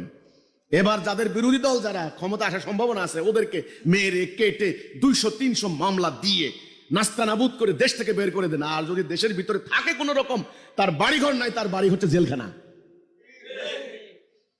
এই শত্রুতা, এই ক্রোধ এখন গ্রামে গ্রামে বিস্তার লাভ করেছে। আগে দক্ষিণ পাড়া, উত্তর পাড়া, পূর্ব পাড়া, একটা ভাইয়ে ভাইয়ে পাড়ায় পাড়ায় মিল ছিল, মানুষ গ্রামের একটা দোকানে এসে চা খাইতো। এখন সেখানে ছুরি মারামারি, তলোয়ার মারামারি, বোম মারামারি। বিশ্ববিদ্যালয়গুলি হয়ে গেছে এখন চর দখলের জায়গা। একদল যায়, তাকে পিটিয়ে মেরে আউট করে দিয়ে মনে হয় যেন আমাদের নরসিংদী, রায়পুর বিভিন্ন জায়গার চর দখল করে। দেখেন না, এই অরাজকতা চলছে। আর একটা কথা বাদ আছে, ব্রিটিশরা ক্ষমতায় আসার পর তারা চিন্তা করলো এই মুসলমানদের কোরআন থেকে তো সরানো যাবে না। অনেক চেষ্টা করা হয়েছে কোরআনকে প্রশ্নবিদ্ধ করতে। এরা মানুষের তৈরি, নাউজুবিল্লাহ মিন জালিক। এটা প্রাচীন উপকথা, এটা গল্প কাহানি, এটা হলো মিথ। বিশ্ববিদ্যালয় পড়ায় মাইথোলজি, এটা মানুষের রচনা, ঐশী বিধান না, এটা ডিভাইন কমান্ডমেন্ট না। মোহাম্মদ একটা খুব চতুর লোক আছিল, খুব চালাক, হ্যাঁ, ভেরি ক্লেভার ম্যান। সে কিন্তু নিজে রচনা করছে এটা রাজনীতি করার জন্য, আরবের ওই গোত্রগুলোর কন্ট্রোল করার জন্য। একটা চালাক লোক, সে নিজে এই কোরআনটাকে রচনা করছে। এই ধারণা তাদের বস্তুবাদী ধারণা, নাস্তিকতাবাদী ধারণা। তারা চিন্তা করছে কোরআনকে তো আর বিলুপ্ত করা যাবে না। তারা মাস্টার প্ল্যান করেছে, তারা শিক্ষা ব্যবস্থা প্রবর্তন করেছে। দুইটা শিক্ষা ব্যবস্থা, একদিকে মাদ্রাসা এডুকেশন, এটার নাম দিয়েছে ওল্ড স্কিম, আরেকদিকে জেনারেল এডুকেশন, আধুনিক শিক্ষার নামে তারা এখানে ভূগোল, অঙ্ক, পদার্থবিজ্ঞান, রসায়ন বিজ্ঞান ইত্যাদি প্রযুক্তিগত জ্ঞান তারা দিয়েছে কেরানি শিক্ষার উদ্দেশ্যে, যেন সে মনে মস্তিষ্কে চিন্তা ধারণায় পুরো দস্তরে থাকবে একজন ইংরেজ। ইংরেজদের আইন ভালো, ইংরেজরা সভ্য জাতি, ইংরেজরা উন্নত জাতি, জ্ঞান বিজ্ঞানের প্রবক্তা ইংরেজরা, ব্রিটিশরা, ইউরোপিয়ানরা, ইউরোপিয়ান সিভিলাইজেশন। এই কনসেপ্ট এই জেনারেল এডুকেটেড যারা ভলিউম পদার্থবিজ্ঞান, রসায়ন বিজ্ঞান পড়ে পড়ে বের হচ্ছে, তাদেরকে সেটা শিক্ষা দিয়েছে। কোট টাই শুট বুট পরে, I am extremely sorry to say that, আমি কিন্তু সরি বলছি যারা শুট কোট টাই বুট পরেন, আমি তাদেরকে কোনো অবজ্ঞা করছি না, কারণ পোশাক নিয়ে আমার কোনো অ্যালার্জি নেই।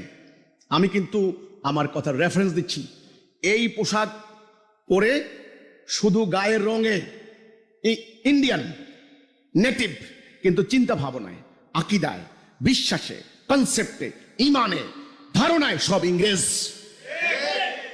সেখান থেকে কিন্তু নৈতিকতা শিক্ষা দেয় নাই, দেশপ্রেম শিক্ষা দেয় নাই। বিশ্ববিদ্যালয় থেকে মোটা মোটা সার্টিফিকেট নিয়ে বের হচ্ছেন দুর্নীতিবাজ, ব্যাংকে যাচ্ছে, পুরো ব্যাংক লুট করে নিয়ে যাচ্ছে। শিক্ষিত লোক, চার্টার্ড অ্যাকাউন্টেন্ট, ইকোনমিক্সে ডক্টরেট ডিগ্রি দাঁড়িয়ে বিশ্ববিদ্যালয়ের ফিসিস। এবার মাদ্রাসা, যখন মাদ্রাসা প্রতিষ্ঠা করা হলো, মাদ্রাসার ভিতরে তারা চিন্তা করলো কি করা হবে। এবার তারা খুব সূক্ষ্মভাবে সিলেবাস কারিকুলাম তারা প্রণয়ন করলো নিজেরা। ইসলামের বুনিয়াদি বেসিক ব্যাপারগুলিকে বাদ দেওয়া হলো। যেমন আল্লাহর হুকুম ছাড়া কারো হুকুম মানা যাবে না, আল্লাহর হুকুম বাদে অন্য কারো হুকুম মানলে ঈমান থাকবে না। এই কথাটা সভরেন্টি অফ আল্লাহ, আল্লাহর সার্বভৌমত্ব মানাই হচ্ছে তাওহীদের ঘোষণা। এইটা ঈমান থেকে বাদ দিল, এক নাম্বার। দুই নাম্বার, জিহাদের যে কনসেপ্ট সম্পূর্ণ ভুলিয়ে দেওয়া হলো। রাষ্ট্রীয় জীবনে দিন প্রতিষ্ঠার প্রেরণা বাদ দেওয়া হলো। আচ্ছা, আইন আদালত, আইন কানুন, কোর্ট কাছারি বাদ দেওয়া হলো। বিজ্ঞান প্রযুক্তি শিক্ষা বাদ দেওয়া হলো। কি কি শেখানো হলো?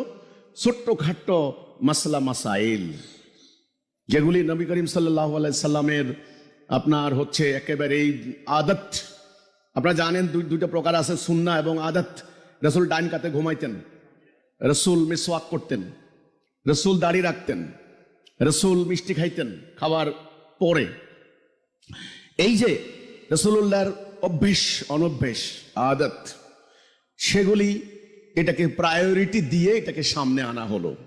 এটার উপরে আলোচনা, এটার উপরে প্রশ্ন উত্তর, এটার উপরে প্রায়োরিটি দিয়ে আর অন্যগুলা পাগড়ি, পায়জামা, দাড়ি, টুপি, অন্যান্য যা কিছু আছে, মিসওয়াক, মিলাদ, তারপর টাকনু, এগুলাকে বেশি বেশি পড়ানো, এগুলোর উপরে প্রশ্ন উত্তর, এগুলোর উপরে পরীক্ষা পাশ করা, এগুলোর উপরে ডিগ্রি দেওয়া শুরু হলো। এখন আমাদের আলেমরা কি করে খাবেন? সংসার চালাইতে হবে না? ওনাদেরকে ঠেলে দেওয়া হলো এক অনিশ্চিত জীবনের দিকে। ওনারা বাধ্য হলেন তিনের যে সমস্ত বিষয়গুলি আল্লাহ রাব্বুল আলামিন ফ্রি সার্ভিস দেওয়ার জন্য আল্লাহর রাস্তায় একজন মুমিনের উপর ঈমানি কর্তব্য হিসাবে তারা করবে, আল্লাহর কাছে মর্যাদা পাবে, সেই ধর্মীয় কর্তব্যগুলি তারা পালন করে তখন তাদের সংসার চালাতে তারা বাধ্য হয়ে গেলেন। তাদের জীবিকার আর কোনো বন্দোবস্ত হলো না, তারা অহেতুক একটা সাবজেক্টে পরিণত হয়ে গেলেন। আমাদের মসজিদগুলিতে বিচার ফয়সালা হতো। একজন ইমাম, তিনি রাষ্ট্রের পক্ষ থেকে ম্যাজিস্ট্রেসি পাওয়ার প্রাপ্ত একজন কর্মকর্তা। তিনি বিচার ফয়সালা করতেন, তিনি খুতবা দিতেন, তিনি জাতির সংকট সমাধানের কথা বলতেন, তিনি সাহায্য সহযোগিতা করতেন। এই মসজিদগুলি ছিল অর্থনৈতিক, সামাজিক, সামরিক সমস্ত কর্মকাণ্ডের কেন্দ্রবিন্দু। কিন্তু ব্রিটিশরা এসে কি করলো? ইউনিয়ন কাউন্সিল বানিয়ে মসজিদগুলিকে একেবারে কাটা ছাটা করতে করতে করতে শুধুমাত্র নামাজ পড়ানোর জন্য কিছুক্ষণের জন্য মসজিদ খোলা থাকবে, তারপরে তালা মেরে দেওয়া হবে। নিয়ে গেল বোর্ড অফিসে। বোর্ড অফিসের চেয়ারম্যান নির্বাচিত প্রতিনিধি হবে, এটার জন্য অ্যাক্ট আছে, আমি কিন্তু আমার বইতে উল্লেখ করেছি। সেখানে চেয়ারম্যান মেম্বাররা কারা হচ্ছে, তাদের নৈতিক চরিত্র কি, তারা কি কোরআনের সংজ্ঞা মোতাবেক তারা তাকওয়া, তাদের তাকওয়া আছে? জীবন গেল মিথ্যা বলবো না, প্রতারণা করব না, দুর্নীতি করব না, স্বজনপ্রীতি করব না, ঘুষ খাবো না। এই যে তাকওয়ার যে গুণাবলী আছে এদের কাছে নেই। থাকবে তো মুমিনের কাছে, ওদের কাছে কোত্থেকে আসবে? ওরা হয়ে গেল জননেতা, আর আমার মোহতারাম ইমাম সাহেবরা হয়ে গেলেন চাঁদা খাওয়া, জনগণের চাঁদায় বাসা একটা পর নির্ভরশীল একটা জাতি। আমার মোহতারাম উলামায়ে কেরাম, উলামা মাশায়েখ হয়ে গেলেন মসজিদ কমিটির, আমি ওনাদের প্রসঙ্গে আর যাব না, তাদের চক্ষু রাঙানির একটা বস্তু। এই যে পরিকল্পিতভাবে একটা জাতির প্রাণ শক্তি, একটা জাতির যারা আমির ছিলেন, যারা পরিচালনা করতেন জাতিকে আল্লাহর কোরআন দ্বারা, সেই আলেমদেরকে অর্বাচীন, ক্ষমতাহীন, পরনির্ভরশীল, মেরুদণ্ডহীন, দুর্বল একটা জাতিতে পরিণত করে দিল তারা। আজ পর্যন্ত আমাদের আলেমরা এই সত্য রিয়েলাইজ করছেন না। ওনারা আজকে কেউ কেউ দাঁড়িয়ে শুধু আমার মুন্ডপাত করার জন্য ফতোয়া দিচ্ছেন। আমি আপনার হাতের কাছে আছি, আমি পালাই নাই, আমার পালানোর কোনো কারণ নাই। আমাকে যে কোনো সময় আপনি মুন্ডপাত করতে পারেন, আল্লাহ চাইলে, নাইলে না। কিন্তু আমার অভিপ্রায়, আমার আকীদা, আমার চাওয়া আমরা আপনাকে বুঝতে হবে। আজ আমি এখানে সারা দেশ থেকে আগত সুনামধন্য বিভিন্ন প্রতিষ্ঠানের আলেমদেরকে, বিভিন্ন মসজিদের খতিব, আমার ডাইন পাশে বাম পাশে যারা বসে আছেন, তারা অনেকে আমার থেকে সিনিয়র, অনেকে প্রাজ্ঞ। মাওলানা রুহুল আমিন সাহেব, উনি একজন মাদ্রাসার অধ্যক্ষ, আলিয়া মাদ্রাসার। মাওলানা আতিকুল্লাহ ভাই, উনি একজন অনেক বড় মাফের মাওলানা আলেম। ওনাদের জ্ঞানের ধারে কাছেও আমি নাই। আমাদের ওই যে আমি বললাম মাওলানা মহিবুল্লাহ ভাই, আমাদের হাদিস সাহেব, আমার আশেপাশে যারা বসে আছেন অত্যন্ত প্রাজ্ঞজন, বিজ্ঞজন, আলেম, আপনারা আসেন। আমি আজ এই কথাটা আপনাদের সামনে লাউডলি অ্যান্ড ক্লিয়ারলি বলতে চাই। যথেষ্ট মার খেয়েছি, আর না, এখন আমাদেরকে বুঝতে হবে কোথায় আমরা পথ হারিয়েছি। ওই ব্রিটিশদের সম্পূর্ণ ষড়যন্ত্র বাস্তবায়ন তারা করেছে। আজ পর্যন্ত ওদের ষড়যন্ত্র থেকে কি আমরা বাঁচতে পেরেছি? আমাদের রাজনীতির নাঠাই ওদের হাতে নয় কি? আমাদের যারা এখানে রাজনীতি করে তারা হলো ঘুড়ির মতো উড়ে, ওদের সুতা ওদের হাতে বন্দী। আজ পর্যন্ত আমাদের রাজনীতি নিয়ন্ত্রণ করে বিভিন্ন দূতাবাসগুলি। তাদের চোখ রাঙানির বাহিরে আমাদের নেতারা যেতে পারেন না। আমাদের জাতির বাজেট চলে IMF এর টাকায়। 1.25 লক্ষ কোটি টাকা সুদের টাকা দিতে হচ্ছে। গত 2 দিন আগের পত্রিকার রিপোর্ট, 21 ট্রিলিয়ন টাকা, মানে 21 লক্ষ কোটি টাকা বাংলাদেশ এখন ঋণী। আপনি জানেন বাংলাদেশের টোটাল ইকোনমি কত? বাংলাদেশ টোটাল ইকোনমি হলো 61 লক্ষ কোটি টাকা। 21 লক্ষ কোটি টাকা ঋণ, 3 ভাগের 1 ভাগ। আর অল্প কিছু ঋণ করলে আপনার দেশ বিক্রি হয়ে গেছে মনে করেন। আজকে যে বাচ্চাটা জন্ম নিচ্ছে 1 লক্ষ টাকা মাথায় ঋণের বোঝা নিয়ে জন্ম নিচ্ছে। সময় হয়েছে চলমান, বিদ্যমান, এক্সিস্টিং এই রাজনৈতিক ব্যবস্থা, এই অর্থনৈতিক ব্যবস্থা, এই বিচারিক ব্যবস্থা, এই শিক্ষা ব্যবস্থা, এই আমলাতন্ত্র, এই civil military bureaucratic elite system, সামরিক ব্যবস্থা সম্পূর্ণরূপে বাদ দিয়ে আল্লাহর দেওয়া জীবন ব্যবস্থা প্রতিষ্ঠা করতে হবে। কেন? তার 2টি কারণ। 1 নাম্বার, আমি মুসলিম। আমি যখন লা ইলাহা ইল্লাল্লাহ, আল্লাহ ছাড়া কারো হুকুম মানি না, এই অঙ্গীকার করেছি, তখন আমার কোরআনের বিধান মানা বাধ্যতামূলক, ফরজ। এটা আমার ধর্মীয় বাধ্যবাধকতা, এটা আমার ইমানি বাইন্ডিংস, এটা আমার ইমানি অব্লিগেশন। আমাকে মানতেই হবে। যেহেতু আমি নামাজ পড়ি, তাহলে আমার আদালতে বিচার হবে আল্লাহর আইনে। যেহেতু আমি হজ করতে যাই, তার মানে আমার দেশের মধ্যে কোনো সুদ চলবে না, সুদ ব্যতীত লস এন্ড প্রফিটের ভিত্তিতে বিজনেস হবে। যেহেতু আমি রোজা রাখি, তার অর্থ হচ্ছে আমার রাষ্ট্র চলবে খেলাফতের বিধি নিয়ম মোতাবেক। বর্তমান ব্যবস্থাকে বাদ দিতে হবে, কারণ এটা ঔপনিবেশিক যুগের ব্রিটিশ খ্রিস্টানদের চালু করা একটা ব্যবস্থা, মানুষের তৈরি ব্যবস্থা, ম্যানমেড সিস্টেম। ইউরোপিয়ানরা বসে এটা তৈরি করেছে। যেহেতু আমি মুমিন, আমি মুসলিম, আমি আল্লাহর প্রতি ঈমান রাখি, কাজে ঈমানের বাধ্যবাধকতা হেতু আমাকে আল্লাহর দেওয়া বিধান মানতেই হবে। আর আল্লাহর প্রতি ঈমান না আনলে সেটা ভিন্ন কথা, আমি আপনাকে সে কথা বলছি না। নাম্বার 2, এই বিদ্যমান ব্যবস্থা যথেষ্ট আমরা দেখেছি, আর দেখার দরকার আছে? এক্সপেরিমেন্ট কি হয় নাই? এক্সপেরিয়েন্স কি হয় নাই? আর কত বিপ্লব করবেন? আর কত মারা যাবেন? আর কত ঋণগ্রস্ত হবেন? আর কত লাঞ্ছিত হবেন? আর কত ভূখণ্ড হারাবেন? 57 টুকরা হয়েছেন ইতিমধ্যেই। একটা জাতি ছিল, আর কত দুর্বল হবেন, কত নতজানু হবেন। সৌদি আরব আমার দেশের লক্ষ লক্ষ হাজি লক্ষ লক্ষ টাকা খরচ করে ওখানে খরচ করে আসেন। গত 2 দিন আগে সৌদি প্রিন্স, প্রায় বাদশাহ বলা হয় তাকে, প্রিন্স বলে লাভ নাই, সালমান সাহেব গেলেন $650 বিলিয়ন চুক্তি করার জন্য। কিন্তু মিস্টার ট্রাম্প অত্যন্ত চতুর, চালাক, মনোরঞ্জন করিয়ে, মোটামুটি লাইন করিয়ে $1000 বিলিয়ন চুক্তি স্বাক্ষর করিয়ে এসেছে। 300 জঙ্গি বিমান কিনবে, 35 B-35। কাকে মারার জন্য? ইসরায়েলের বিরুদ্ধে যুদ্ধ করার জন্য? কাকে মারার জন্য? মুসলমানকে মারার জন্য।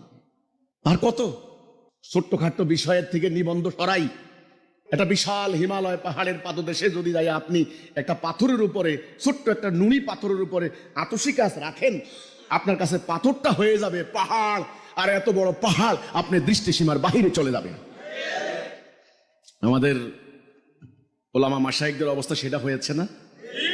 সবাই না, সবাইকে এক জেনারেলাইজ করা যাবে না, সবাইকে এক কাতারে ফালানো যাবে না। সবাই হইলে এখানে দিগ্গজনরা তো কি ওনারাও তো ইনক্লুডেড। এই যে ক্ষুদ্রাতি ক্ষুদ্র অবস্থা থেকে বের হতে হবে, দৃষ্টি প্রসারিত করতে হবে, হিম্মত বড় করতে হবে, সিদ্ধান্ত নেওয়ার সক্ষমতা রাখতে হবে। এই গণতন্ত্রের নামে এই ধাপ্পাবাজের রাজনীতি, টোটাল 2200 দিন হরতাল হয়েছে। 2200 দিন টোটাল হিসাব করেন, 6 বছর হয় হরতাল, অবরোধ, ভাঙচুর। ইদানিং নতুন নতুন ইংরেজি শব্দ বলে, লকডাউন, শাটডাউন। তোমাদের বাপের তালুত মিয়া বাংলাদেশ, কথা নাই বার্তা নাই, ইংল্যান্ডে বসে, জার্মানিতে বসে, ইন্ডিয়ায় বসে, তার মনে হলো আপনার হলো নিউ ইয়র্কে, কানাডায় বসে শাটডাউন। আর আমার দেশের মানুষ ভয়ে আতঙ্কে পথ চলতে পারে না। বাসের ভেতরে বেচারা, বাসের স্টাফ ঘুমাচ্ছে, মালিক তো আর বাসে ঘুমায় না। গরিবের পোলা জ্বলে পড়ে অঙ্গার হয়ে গিয়েছে। বাসে পেট্রোল মারা, গরুর গাড়িতে পেট্রোল মেরে দেওয়া, মুরগির গাড়ি জ্বালিয়ে দেওয়া, হরতাল অবরোধের নামে, গণতন্ত্রের নামে ওরা এগুলি জায়েজ করেছে।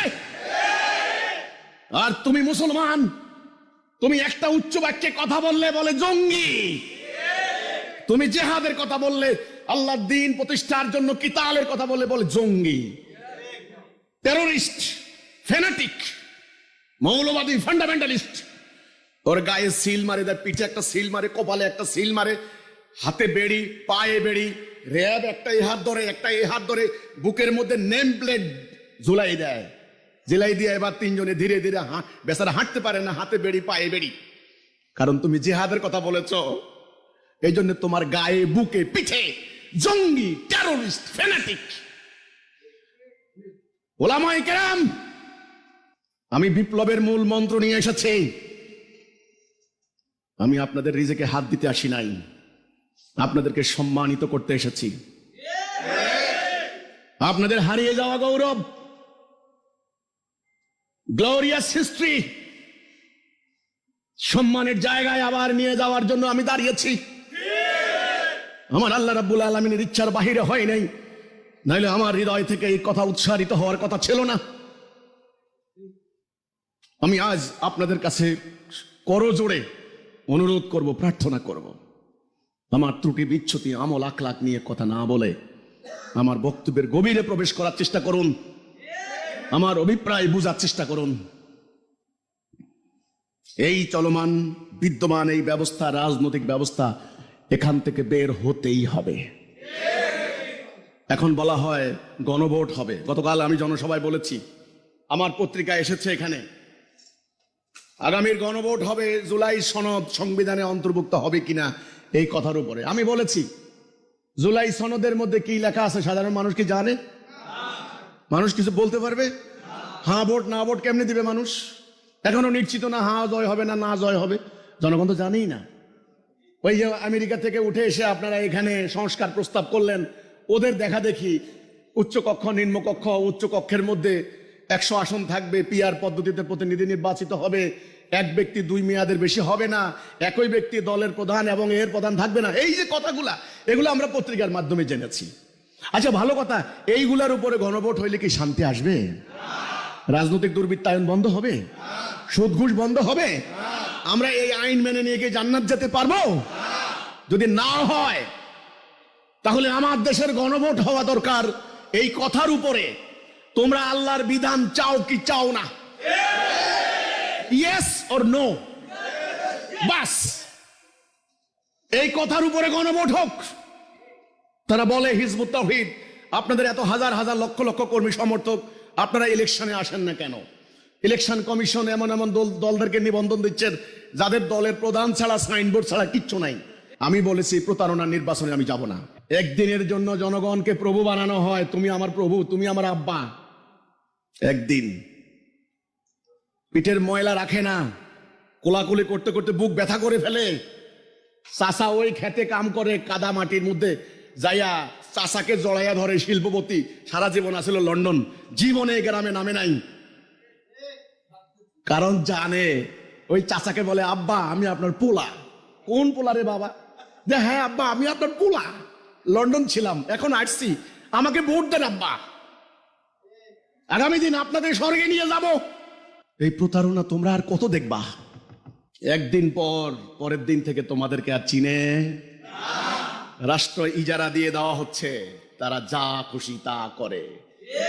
দলের সামান্য সাধারণ সম্পাদক শুনি কি 2000 কোটি টাকার মালিক। কোনো জবাবদিহিতা আছে? এই ধাপ্পাবাজের রাজনীতি, এই প্রতারণার রাজনীতি কোনো মুসলমান মানতে পারে না। এখান থেকে বের হওয়ার সিদ্ধান্ত নিতে হবে। এই সুদভিত্তিক অর্থনীতি, এই দ্রব্যমূল্যের উদ্যোগতি, এটা কত পার্সেন্ট বলতে পারবেন কেউ? ডিমের হালি আগামীতে 100 টাকা খেতে হবে, আমার কথা না। সুদভিত্তিক অর্থনীতির ফল। এই অর্থনীতি মানবেন? আদালতে জানেন মামলা কত? আমি হিসাব বের করেছি, স্বাধীনতার পর থেকে এ পর্যন্ত 1,20,00,000 মামলা হয়েছে 1 কোটি। ছোট্ট বাংলাদেশ, বর্তমানে 45 লক্ষ মামলা আদালতে পেন্ডিং। রাজনীতির মামলা হাজার হাজার, প্রতি মাস প্রতি বছর 2.5 লাখ মামলা হচ্ছে। ইন্টারিম গভর্নমেন্টের টাইম প্রায় 2 লক্ষ মামলা হয়েছে। মামলা আর মামলা মামলা। এই বিচার ব্যবস্থাকে বাদ দিবেন না? এই অর্থ ব্যবস্থা বাদ দিবেন না? এই রাজনৈতিক ব্যবস্থা বাদ দিবেন না? বাদ দিয়ে আমি বলেছি আল্লাহর তাওহীদের উপরে রাষ্ট্র ব্যবস্থা। এই প্রেস ক্লাবের এই হল রুমে আমি আমার মতো গুণাগার সাধারণ মানুষ, আমাদের আমন্ত্রণে বিশ্ববিদ্যালয়ের প্রফেসর, বিশ্ববিদ্যালয়ের ভিসি, বিচারপতি, প্রখ্যাত সাংবাদিক, বিজ্ঞজন, আলেমরা এখানে এসেছেন। আমি এই কথাগুলি খোলামেলা কথা বলেছি। ওই বিজ্ঞজনদের মধ্যে, ওই সিভিল সোসাইটির মধ্যে আপনার হলো হাইকোর্টের ব্যারিস্টার, অ্যাডভোকেট, উকিল, অবসরপ্রাপ্ত জজ, ওনারাও এসেছেন। ওনারা বলেছেন আধুনিক এই জটিলতার যুগে, এই বিশ্বায়নের যুগে, এই গ্লোবালাইজেশনের যুগে আপনার এই কোরআনের বিধান কিভাবে সম্ভব হতে পারে। তারা বিভিন্ন দিক থেকে আমাকে প্রশ্ন করেছেন, আপনাদের নারী নীতি কি হতে পারে? আমরা তো দেখি নারীদের সম্পর্কে নানান ধরনের আপনার মাসলা মাসাইল আছে, বাড়াবাড়ি আছে। সঙ্গীতের ব্যাপারে আপনারা কি বলবেন? আপনারা অন্য অন্য ধর্মের লোকেরা তো সেকেন্ড ক্লাস অফ সিটিজেন হয়ে যাবে, তাদের অধিকার তো থাকবে না। হিন্দু, বৌদ্ধ, খ্রিস্টানরা কেন আপনার কোরআনের বিধান মানবে? তারা এই প্রশ্নগুলি আমাকে করেছে। রাষ্ট্র একটা কোনো ধর্ম থাকার কথা না, রাষ্ট্র হলো ধর্ম নিরপেক্ষ। এখানে কি বাস্তবিকে কি কোরআনের বিধান কায়েম করা সম্ভব? তারা আমাকে প্রশ্ন করেছে। সুদের উপর অর্থনীতি দাঁড়িয়ে আছে, ব্যাংক সিস্টেম, আমদানি রপ্তানি, এক্সপোর্ট ইম্পোর্ট, স্টক এক্সচেঞ্জ, এই যে সমস্ত কিছু আমাদের সিস্টেম, বীমা কোম্পানিগুলি দাঁড়িয়ে আছে সুদের উপরে। তারা আমাকে প্রশ্ন করেছেন যে সুদবিহীন এই বিশ্বায়নের এই যুগে আপনি কিভাবে রাষ্ট্র পরিচালনা করবেন? তখন আমি বলেছি আপনারা আমার বইটা পড়ুন। আমরা নিজেদের পকেটে টাকা খরচ করে ছাপিয়ে তৌহিদ ভিত্তিক আধুনিক রাষ্ট্র ব্যবস্থার এই বইটা আমি সারা বাংলাদেশের সকল আপনার হলো আইনজ্ঞ, বিশেষজ্ঞ, শিক্ষাবিদ, সাংবাদিক, আলেম, ওলামা, আমরা সবার কাছে এগুলো দিয়েছি। আমরা বলেছি আপনারা একটু দেখেন, পড়েন, পর্যালোচনা করেন, ভুল ত্রুটি কোন জায়গায় আছে আমাকে বলেন। আসেন না আমরা সবাই মিলে বসে একটা সিস্টেম দাঁড় করাই। সম্ভব হবে, অসম্ভব কিছু না। যদি আকীদা ঠিক থাকে, যদি হেদায়া পাই আমরা, তাহলে আধুনিক যুগেও এই রাষ্ট্র ব্যবস্থা কায়েম করা সম্ভব। আমি আল্লাহর প্রতি ঈমান আনলাম, তাহলে আল্লাহর বিধান তাহলে কি অসল? তাহলে আল্লাহর প্রতি ঈমান আনার অর্থ কি হলো? আল্লাহর বিধান প্রাচীন হয়ে গেল? নো। এই রূপরেখাটা আমি তুলে ধরেছি। এখানে 42টি সেক্টরে আমি আলোচনা করেছি। সামরিক নীতি কি হবে? আমি বলেছি সামরিক নীতি হবে, আল্লাহ রাসূল পুরো উম্মাটাকে সামরিক বাহিনীতে পরিণত করেছেন, ন্যূনতম মিলিটারি ডিসিপ্লিন শিক্ষা দিয়েছেন। কারণ সারা পৃথিবীময় এই আদর্শ প্রতিষ্ঠা করার দায়িত্ব। ইতিহাস প্রমাণ হয়েছে, মদিনাতে যখন তারা আক্রমণ চালিয়েছে, পুরো শত্রু কম্বাইন্ড মিলিটারি ফোর্স, এটাকে বলা হয় আহজাব। সূরা আহজাব আছে একটা, আছে না? সম্মিলিত সামরিক বাহিনী, মদিনাকে নিশ্চিহ্ন করে দেওয়া হবে। কিন্তু প্রমাণ কি পাওয়া গেল? রাসূলুল্লাহ পুরো জাতিকে যখন ন্যূনতম সামরিক শিক্ষা দিলেন, তারা জান প্রাণ দিয়ে মদিনাকে রক্ষা করলেন, অর্থাৎ ইসলামকে রক্ষা করলেন। তখন আমরা বলেছি আজকে বাংলাদেশ ভূরাজনৈতিক কারণে, এটাকে বলা হয় জিও পলিটিক্যাল স্ট্র্যাটেজি বলা হয়, কৌশলগত কারণে বাংলাদেশ এখন বিশ্ব রাজনীতির একটা ভর কেন্দ্র। এখানে ভারতের আধিপত্যবাদ কায়েম করতে চায়, চীন তাদের আধিপত্য কায়েম করতে চায়। আমাদের বন্দর খুব গুরুত্বপূর্ণ। এখানে আমেরিকার স্বার্থ আছে, তারা এখানে থাকতে পারলে চীনের উপরে মাতব্বরি চলবে তাদের। তাহলে বিশ্ব রাজনীতির ভর কেন্দ্র এখন বাংলাদেশ। এই বাংলাদেশের উপরে নিয়ন্ত্রণ করতে চায় সবাই। এটাকে মোকাবেলা করবেন কিভাবে? জাতীয় স্বার্থে ঐক্যবদ্ধ হবে কেন? যদি জাতীয় স্বার্থ বুঝে, তাহলে ট্রিলিয়ন ট্রিলিয়ন ডলার এটা বিদেশে পাচার করে কেমনে? গত 20 বছরে $350 বিলিয়ন পাচার হয়েছে। শুধু ইন্টারিম গভর্নমেন্টের আমলে $22 বিলিয়ন পাচার হয়েছে। আপনি সচিবালয়ে যান, আমার কথা যদি ভুল না হয়, অধিকাংশ পাবেন।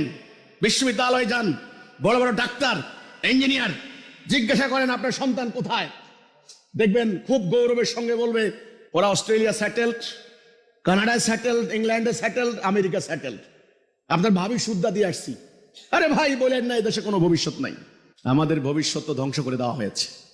আমরা কোথায় যাব?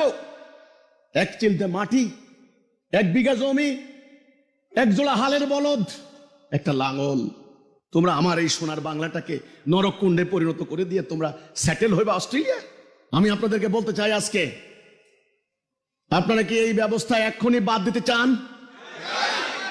সম্মানিত ওলামা মাশায়েখগণ, এবার আপনাদের প্রতি আমার কথা, যদি চান, বাস্তবতা হলো এই, আমার দেশের জনগণ দীর্ঘদিন থেকে মানুষের তৈরি, ব্রিটিশ খ্রিস্টানদের তৈরি, উপনিবেশিক তৈরি জীবন ব্যবস্থার আন্ডারে বাস করতে করতে তাদের অস্থি মজ্জা, তাদের ধ্যান ধারণা, তাদের আকীদা, তাদের কনসেপ্ট সম্পূর্ণরূপে পাশ্চাত্য দর্শন দ্বারা তারা আপ্লুত, ওদের মানসিক দাসে পরিণত হয়েছে। তারা মনে করে ইসলাম দিয়ে রাষ্ট্র চলবে না। এই জনগণ, তারা মনে করে আলেম ওলামারা দেশ চালাইতে পারবে না। আরে হুজুররা নামাজ রোজা পড়াবে, বিয়ে পড়ানোর সময় হুজুরদেরকে আনে, বিয়ে পড়াই দিয়ে হুজুর চলে যায়। হুজুর কয়টা টাকা নিয়ে যাবে, বাপ মা মারা গেলে জানাজা দিয়ে চলে যাবো। কিন্তু রাষ্ট্র কোরআনে চলবে না, রাষ্ট্র চলবে ওদের আইনে। জাতীয় সংকট সমাধান আরাফাতের ময়দানে হবে না, হবে জাতিসংঘে।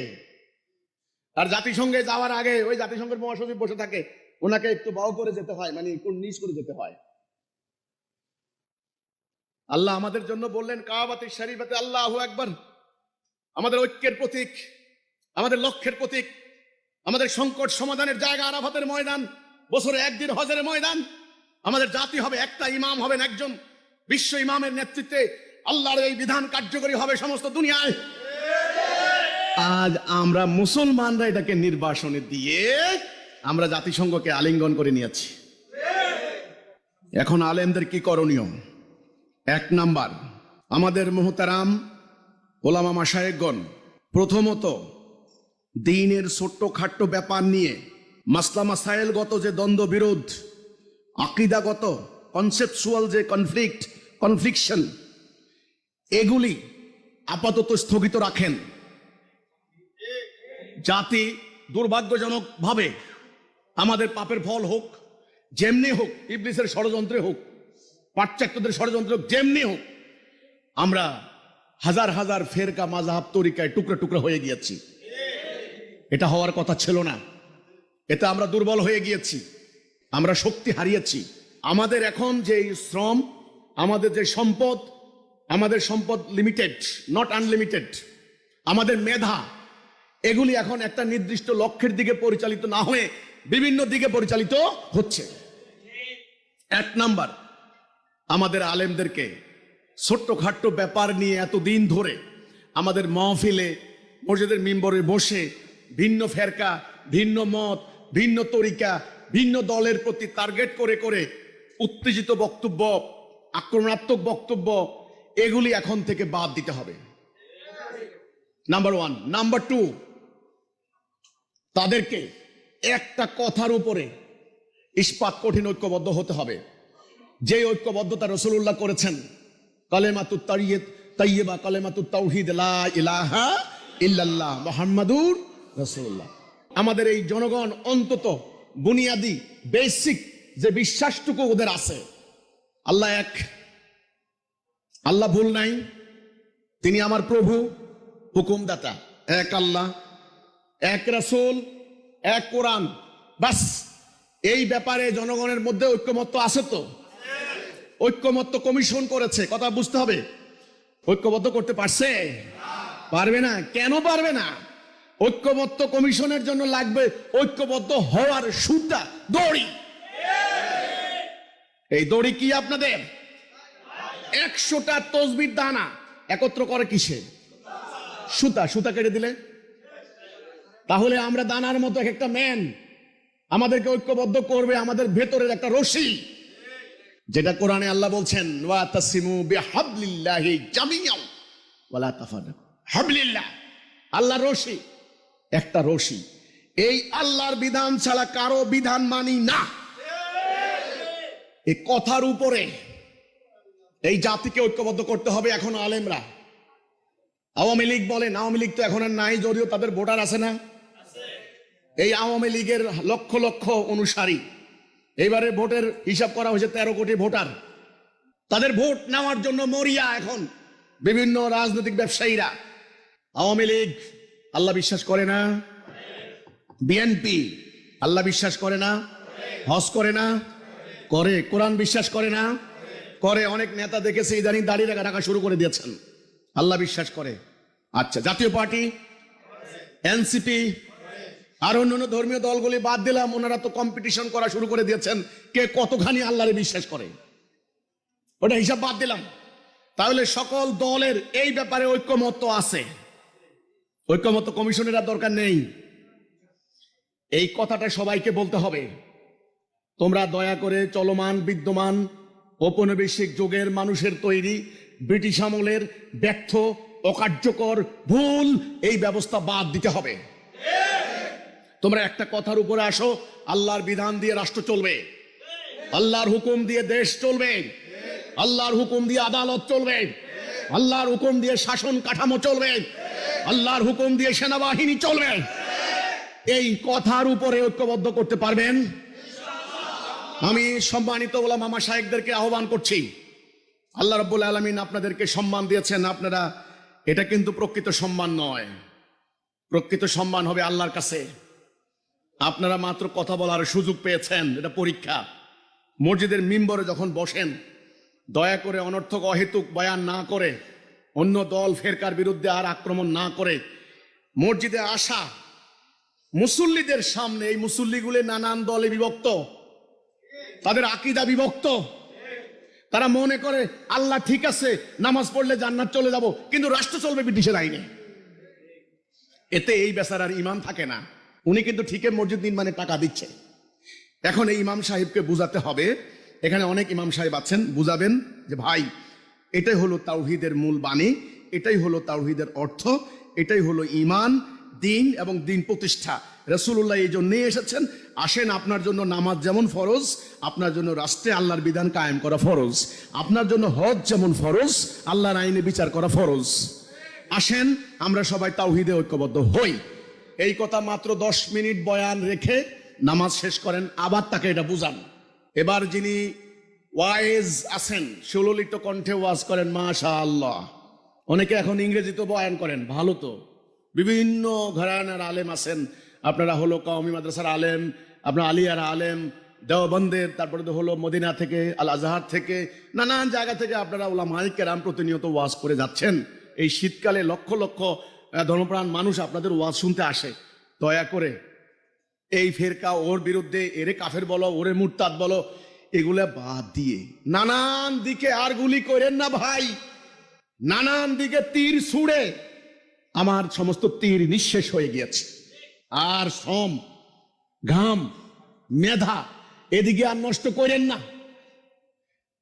যার যার ব্যক্তিগত ত্রুটি বিচ্যুতি অথবা বৈপরীত্য, আকীদাগত কনসেপচুয়াল কনফ্লিকশন যেগুলি আছে, এগুলো ব্যক্তি জীবনে থাকতে দিন। একটা কথা বলেন ভাই, তোমরা সবাই মিলে আসো, যেই রাষ্ট্রে আল্লাহর আইন চলে না, জাতিগতভাবে কালেকটিভলি কার্যত কাফের মুশরিক হয়ে যাচ্ছে।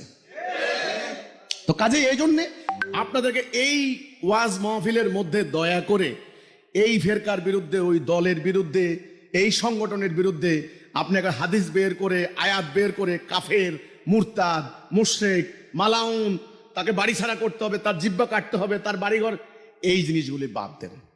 বাদ দিয়ে মাহফিলের মধ্যে আমাদের বক্তারা, ওয়াইজরা, আপনারা সুললিত কণ্ঠে কোরআনের রেফারেন্স দিয়ে, হাদিস দিয়ে আপনারা চলমান এই ব্যবস্থার অসারতা তুলে ধরেন। আপনারা তাওহীদের উপরে জনগণকে ঐক্যবদ্ধ করেন। ইন্টারিম যখন আসলো, তখন হিসাব করা হলো 200 মাজারে হামলা হয়েছে। মাজারে হামলা হয়েছে, যারা হামলা করেছেন তাদের বয়ানটা দেখেন, তাদের ব্যাখ্যা হচ্ছে এখানে শিরিক হয়, বেদাত হয়, এখানে গাঁজা হয়, এগুলা তো, এই তো কথাটা। আচ্ছা ওকে, এগুলা হচ্ছে। এখন কথা হচ্ছে শিরিক বেদাতের কথা বলে যে মাজারে হামলাটা করলেন, এই যে লুটপাট হলো, হয়তো আপনারা করেননি, তারাও করেছে, লুটপাট হলো, এই যে এত কিছু হলো, এটা বিশ্বময় কি আমাদের ব্যাপারে ভালো বার্তা গেছে? গুড মেসেজ গেছে? কি মেসেজ গেল? আমরা একটা অসহিষ্ণু জাতি, আমরা একটা অসভ্য জাতি, আমাদের কোনো টলারেন্সই নাই, আমরা এক গোষ্ঠী আরেক গোষ্ঠীকে সহ্য করতে পারি না। কাজেই আমাদের আন্ডারে হিন্দু বৌদ্ধ খ্রিস্টান কেমনে থাকবে? আমরা উগ্র জাতি, আমরা ধর্মান্ধ জাতি, আমরা অযৌক্তিক জাতি, আমরা বিজ্ঞান বিরোধী, আমরা নারী প্রগতি বিরোধী। এই মেসেজ সারা দুনিয়াতে আপনারা ছড়াই দিলেন। ইসলাম প্রতিষ্ঠার পথ কঠিন হয়ে গেল না? আর আমি দুনিয়ার মানুষকে বলছি, হে দুনিয়ার মানুষ, তোমাদের সমাজতন্ত্র ব্যর্থ হয়েছে, কার্ল মার্কস লেনিনের সমাজতন্ত্র ব্যর্থ হয়েছে, মাও সেতুংয়ের সমাজতন্ত্র ব্যর্থ হয়েছে, আল্লাহর ইসলাম নাও। হে দুনিয়ার মানুষ, পাশ্চাত্য দর্শন, তোমাদের তথাকথিত ডেমোক্রেসি ব্যর্থ হয়েছে, আল্লাহর ইসলাম নাও, মানবাধিকার প্রতিষ্ঠা হবে। আপনি যখন ইসলামকে রাষ্ট্রীয় জাতীয় জীবনে প্রতিষ্ঠা করতে চাইবেন, তখন আপনাকে অবশ্যই উদার নৈতিক উপায় তুলে ধরতে হবে, কোরআনের মূল বাণী আপনাকে তুলে ধরতে হবে। এখানে বাড়াবাড়ি, সংকীর্ণতা, এখানে জবরদস্তির কথা আপনি বলতে পারবেন না। হ্যাঁ, আমি যদি মাদ্রাসার মধ্যে থাকি তাহলে ঠিক আছে, কোনো কথা নাই। যখন রাষ্ট্রীয় জীবনে প্রতিষ্ঠা করতে চাইব, তখন আমাকে অবিসম্ভাবী রূপে ইসলামের আসল রূপ, উদার নৈতিক রূপটা তুলে ধরতে হবে। দুনিয়ার মানুষ যেন ভয় না পায়, দুনিয়ার মানুষ যেন আশ্বস্ত হয়, দুনিয়ার মানুষ যেন চিন্তিত না হয়, টেরিফাইড না হয়, দুনিয়ার মানুষ যেন শান্তি পায় যে না, এরাই যখন আসে তখন আমরা শান্তি পাবো, আমাদের মানবাধিকার রক্ষিত হবে। আলেম ওলামারা, আপনার হলো মাহফিলে এক গোষ্ঠী আরেক গোষ্ঠীর বিরুদ্ধে, এক দল আরেক দলের বিরুদ্ধে বিভিন্ন ধরনের মাসালাগত বিরোধ নিয়ে সময় নষ্ট করেন না, আপনার শ্রম নষ্ট করেন না। মানুষের ধর্মপ্রাণ, মানুষের টাকা খরচ করে আপনাকে বয়ান করতে আনে, আপনি এখন জনগণকে আল্লাহ তাওহীদের উপরে ঐক্যবদ্ধ করার বয়ান করেন। আমার বাড়িতে আমি শুনলাম গত কয়েকদিন থেকে মাহফিল হচ্ছে, শীতকাল তো আমাদের এলাকা মাহফিল হয়, আর আমার গ্রামের বাড়ি নোয়াখালী, আপনারা জানেন নোয়াখালীর মানুষ এমনিতেই একটু ধর্মপ্রাণ, অন্য অন্য এলাকা থেকে একটু কনজারভেটিভ ফ্যামিলি এখানে থাকে, খুবই মসজিদ মাদ্রাসা আলেম ওলামা। যাই হোক, আপনারা ওয়াজ করেন, ভালো কথা। হঠাৎ করে কথা নাই বার্তা নাই, আধা ঘন্টা পর শুরু হয়, মাইক আমার বাড়ির দিকে লাগাই দিছে, কিন্তু মানে এমন এমন ডাহা মিথ্যা, এই হিজবুত তৌহিদ নামাজ পড়ে না, এই হিজবুত তৌহিদ নবী মানে না, হিজবুত তৌহিদ কোরআন স্বীকার করে না, হিজবুত তৌহিদ ইত্যাদি ইত্যাদি ইত্যাদি, এই মিথ্যা কথা বলে যা আপনারা যে এই যে উস্কানি দেন, নারে তাকবীর, আল্লাহু আকবার, জালো জালো, আগুন জালো, হিজবুত তৌহিদের আস্তানা জ্বালাই দাও। আমার আস্তানা জ্বালাই আপনার লাভটা কি ভাই? আমার বাড়ি 4 বার হামলা হয়েছে ভাই, আমার ভাইদেরকে হত্যা করছে আমার বাড়িতে, অনর্থক খামোখা, কি লাভটা হলো? আমার কথা হলো, ঠিক আছে করছেন, আমি কিন্তু আপনাদের বাড়িতে হামলা করি নাই, আমি আপনাকে একবারও জবাইয়ের কথা বলি নাই। নো, আমার দয়া করে আমার কথা বোঝার চেষ্টা করেন ওলামা মাশায়েখরা। আমরা নিজেরা মারামারি করে শেষ হয়ে গেছি, এই শক্তি আর ধ্বংস করেন না। আপনি যত ওয়েস্টার্ন লেখক আছে সবার বইগুলি পড়ে দেখেন, রাসূলুল্লাহ কি করেছেন। আরবের গোত্রগুলি নিজেরা মারামারি করে যখন তাদের শক্তি নিঃশেষ করছিল, তখন রাসূলুল্লাহ এসে তাদেরকে ঐক্যবদ্ধ করে এক মহান লক্ষ্যের দিকে তাদের শক্তিকে ধাবিত করলেন। ধরেন একটা ছেলের পকেটে 10,000 টাকা, ছেলেটা যদি 10,000 টাকা গাঁজা খেয়ে বা আজে বাজে কাজ করে টাকা নষ্ট করে দেয়, ভালো কাজে এই ছেলেটা টাকা খরচ করতে পারবে? এই জনগোষ্ঠী 18 কোটি জনগণ, এদের ধারের কাছে আপনারা আছেন। এখানে যারা মাদ্রাসার মুহতামিম আছেন, প্রিন্সিপাল আছেন, মুহাদ্দিস আছেন, মুফতি মহোদয় আছেন, আপনার স্টুডেন্ট, আপনি তাদের উস্তাদ, আপনার স্টুডেন্ট হাজারে হাজারে বের হচ্ছে। দয়া করে এই স্টুডেন্টদেরকে তাওহীদের বুনিয়াদ শিক্ষা দিন। স্টুডেন্টদেরকে এই শিক্ষা দিবেন, বেটা ঈমান এনেছো, কারো কাছে মাথা নত করবে না। আমরাই ওয়াজ করি রাসূলুল্লাহ ইহুদির কূপের পানি তুলে খেয়েছেন, আমরাই ওয়াজ করি হযরত আবু বকর বুড়াকালে কাপড়ের গাঁটটি নিয়ে ব্যবসা করতে গেছেন, খলিফাতুল মুসলিমিন। আমরাই ওয়াজ করি নবীরা কোনোদিন কেউ বকরি চড়িয়েছেন, কেউ এই কাজ করেছেন, কোনোদিন কারো দান ভিক্ষার উপরে নির্ভরশীল হন নাই। তাদেরকে আত্মনির্ভরশীলতা, আত্মমর্যাদা শিক্ষা দিন, তাদেরকে তাওহীদের চেতনা শিক্ষা দিন, তাদেরকে চলমান বিদ্যমান এই মানুষের তৈরি ব্যবস্থার পরিবর্তে আল্লাহর ব্যবস্থা কায়েমের জন্য অনুপ্রাণিত করুন। তাদেরকে 5 দফা শিক্ষা দিন, তাদেরকে জিহাদের তামান্নায় অনুপ্রাণিত করুন। কোন জিহাদ? সন্ত্রাস নয়, মানবাধিকার প্রতিষ্ঠার লড়াই যেটা রাসূল করেছেন, সেখানে মাদ্রাসার মধ্যে এই রাজনৈতিক তরিকা, এই দল ওই দলের পক্ষে বিপক্ষে এই ধরনের অশুভ প্রতিযোগিতা মাদ্রাসার মধ্যে না দিয়ে মাদ্রাসার ওস্তাদজি যারা আছেন, মাদ্রাসার প্রিন্সিপাল মুহতামিম বা মাদ্রাসার মুহাদ্দিস মুফতি মহোদয় যারা আছেন, আমি আপনাদেরকে স্বনির্বন্ধ অনুরোধ করব, সেখানে মহিলা মাদ্রাসা হোক আর পুরুষ মাদ্রাসা হোক, সেই মাদ্রাসার মধ্যে আপনারা তাওহীদের উপরে তাড়াতাড়ি জাতিকে অনুপ্রাণিত করুন, স্টুডেন্টদেরকে বুঝান এই ধোঁকাবাজের রাজনীতি তোমাদেরকে বাঁচাবে না। কিন্তু দুঃখজনক কথা হচ্ছে এই, আমার কাছে বার্তা আছে, মেসেজ আছে, বিভিন্ন মাদ্রাসায় নাকি কিছু কিছু ওস্তাদ আমাদের বিরুদ্ধে স্টুডেন্টদের মগজের মধ্যে একটা নেগেটিভ ধারণা দিয়ে রাখেন যে এই দেখো না ফেসবুকে দেখো সেলিম, আরে এই লোক ভণ্ড, দেখো এই ভণ্ডের কথা শুনবি না কোনোদিনও। এখন মাদ্রাসায় বসে যদি একজন মুহতামিম তার স্টুডেন্টদেরকে, কোমলমতি স্টুডেন্ট এখনো সেই বাস্তব জীবনে পা রাখে নাই, তাকে যদি ওস্তাদ এই কথা বলে দেয় এই লোকটা ভণ্ড, নাস্তিক, কাফের, এর কথা শুনবি না, তাহলে তার সারা জীবন তার মাইন্ডে এটা থাকবে। এই ছেলেটা ফেসবুকে আমাকে দেখলেই আমার বক্তব্য আর শুনবে না, ডাইরেক্ট একটা গালি দিয়ে দিবে। এমন গালি, এমন অশ্লীল বক্তব্য যারা আপনি কল্পনা করতে পারবেন না, অথচ কোরআনে আল্লাহ গালি দেওয়া নিষেধ করেছেন। এই জন্য ভাই আমার ব্যাপারে, আমাদের ব্যাপারে আপনারা যারা এতদিন থেকে ভুল তথ্য দিয়েছেন, আমি আপনাদের কাছে বলতে চাই দয়া করে আমাদের ব্যাপারে আর ভুল বার্তা দিবেন না। এখানে আমি এই করণীয় পর্যায়ে আমি বলতে চাই, 1 নাম্বার, আলেমরা ছোট্টখাট্ট ব্যাপার নিয়ে মাসালাগত যে বিরোধ, আকীদাগত যে বিরোধ, সেগুলা নিয়ে এক দল আরেক দল, এক ফেরকা আরেক ফেরকাকে কুপকাত না করে আসুন সবাই মিলে আল্লাহর তাওহীদের উপরে ঐক্যবদ্ধ হন। 1, 2, তাওহীদের উপরে পুরো জাতিটাকে ঐক্যবদ্ধ করার জন্য চলমান বিদ্যমান মানুষের তৈরি এই ব্যবস্থা মানতে পারে না মানুষ, আল্লাহ দেওয়া আইন মানতে হবে, এবং এটা সম্ভব। একজন মানুষ এই সম্ভাবনা তুলে ধরেছেন।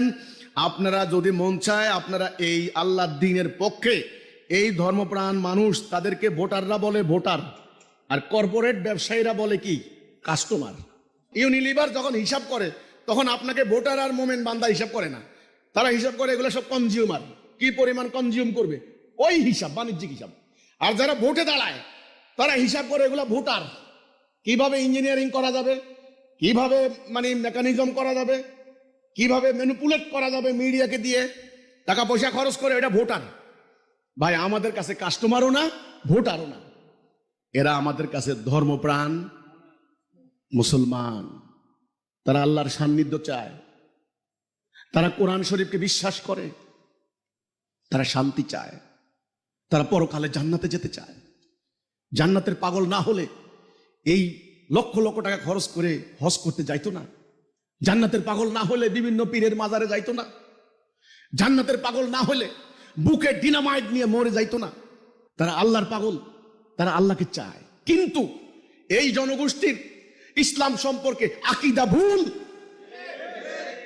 বুনিয়াদি বিশ্বাস আছে বলেই আপনি আলেম, আল উলামা ওয়ারাসাতুল আম্বিয়া, আপনাকে তারা নাজ নেয়ামত দেয়, নজরানা দেয়, তাদের সওয়াব হবে। তারা মনে করে আমাদের মুহতারাম হুজুর, আমার আব্বার কথা বলছি, আমার আব্বা এখনো জীবিত আছেন, ওনার জন্য দোয়া করবেন।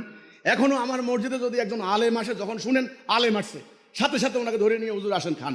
সেই আব্বা উনি বলছেন আমাদের বাপদাদা 14 পুরুষ ওলামাদের আমরা সম্মান করে এসেছি, এটা আমাদের ট্র্যাডিশন, এটা আমাদের সংস্কৃতি। তার মানে ধর্মপ্রাণ মানুষের এই অনুভূতি, এই আবেগ আছে ইসলামের প্রতি, কোরআনের প্রতি। কারণ এই মাটিতে হাজার হাজার শহীদের রক্ত বিছে আছে।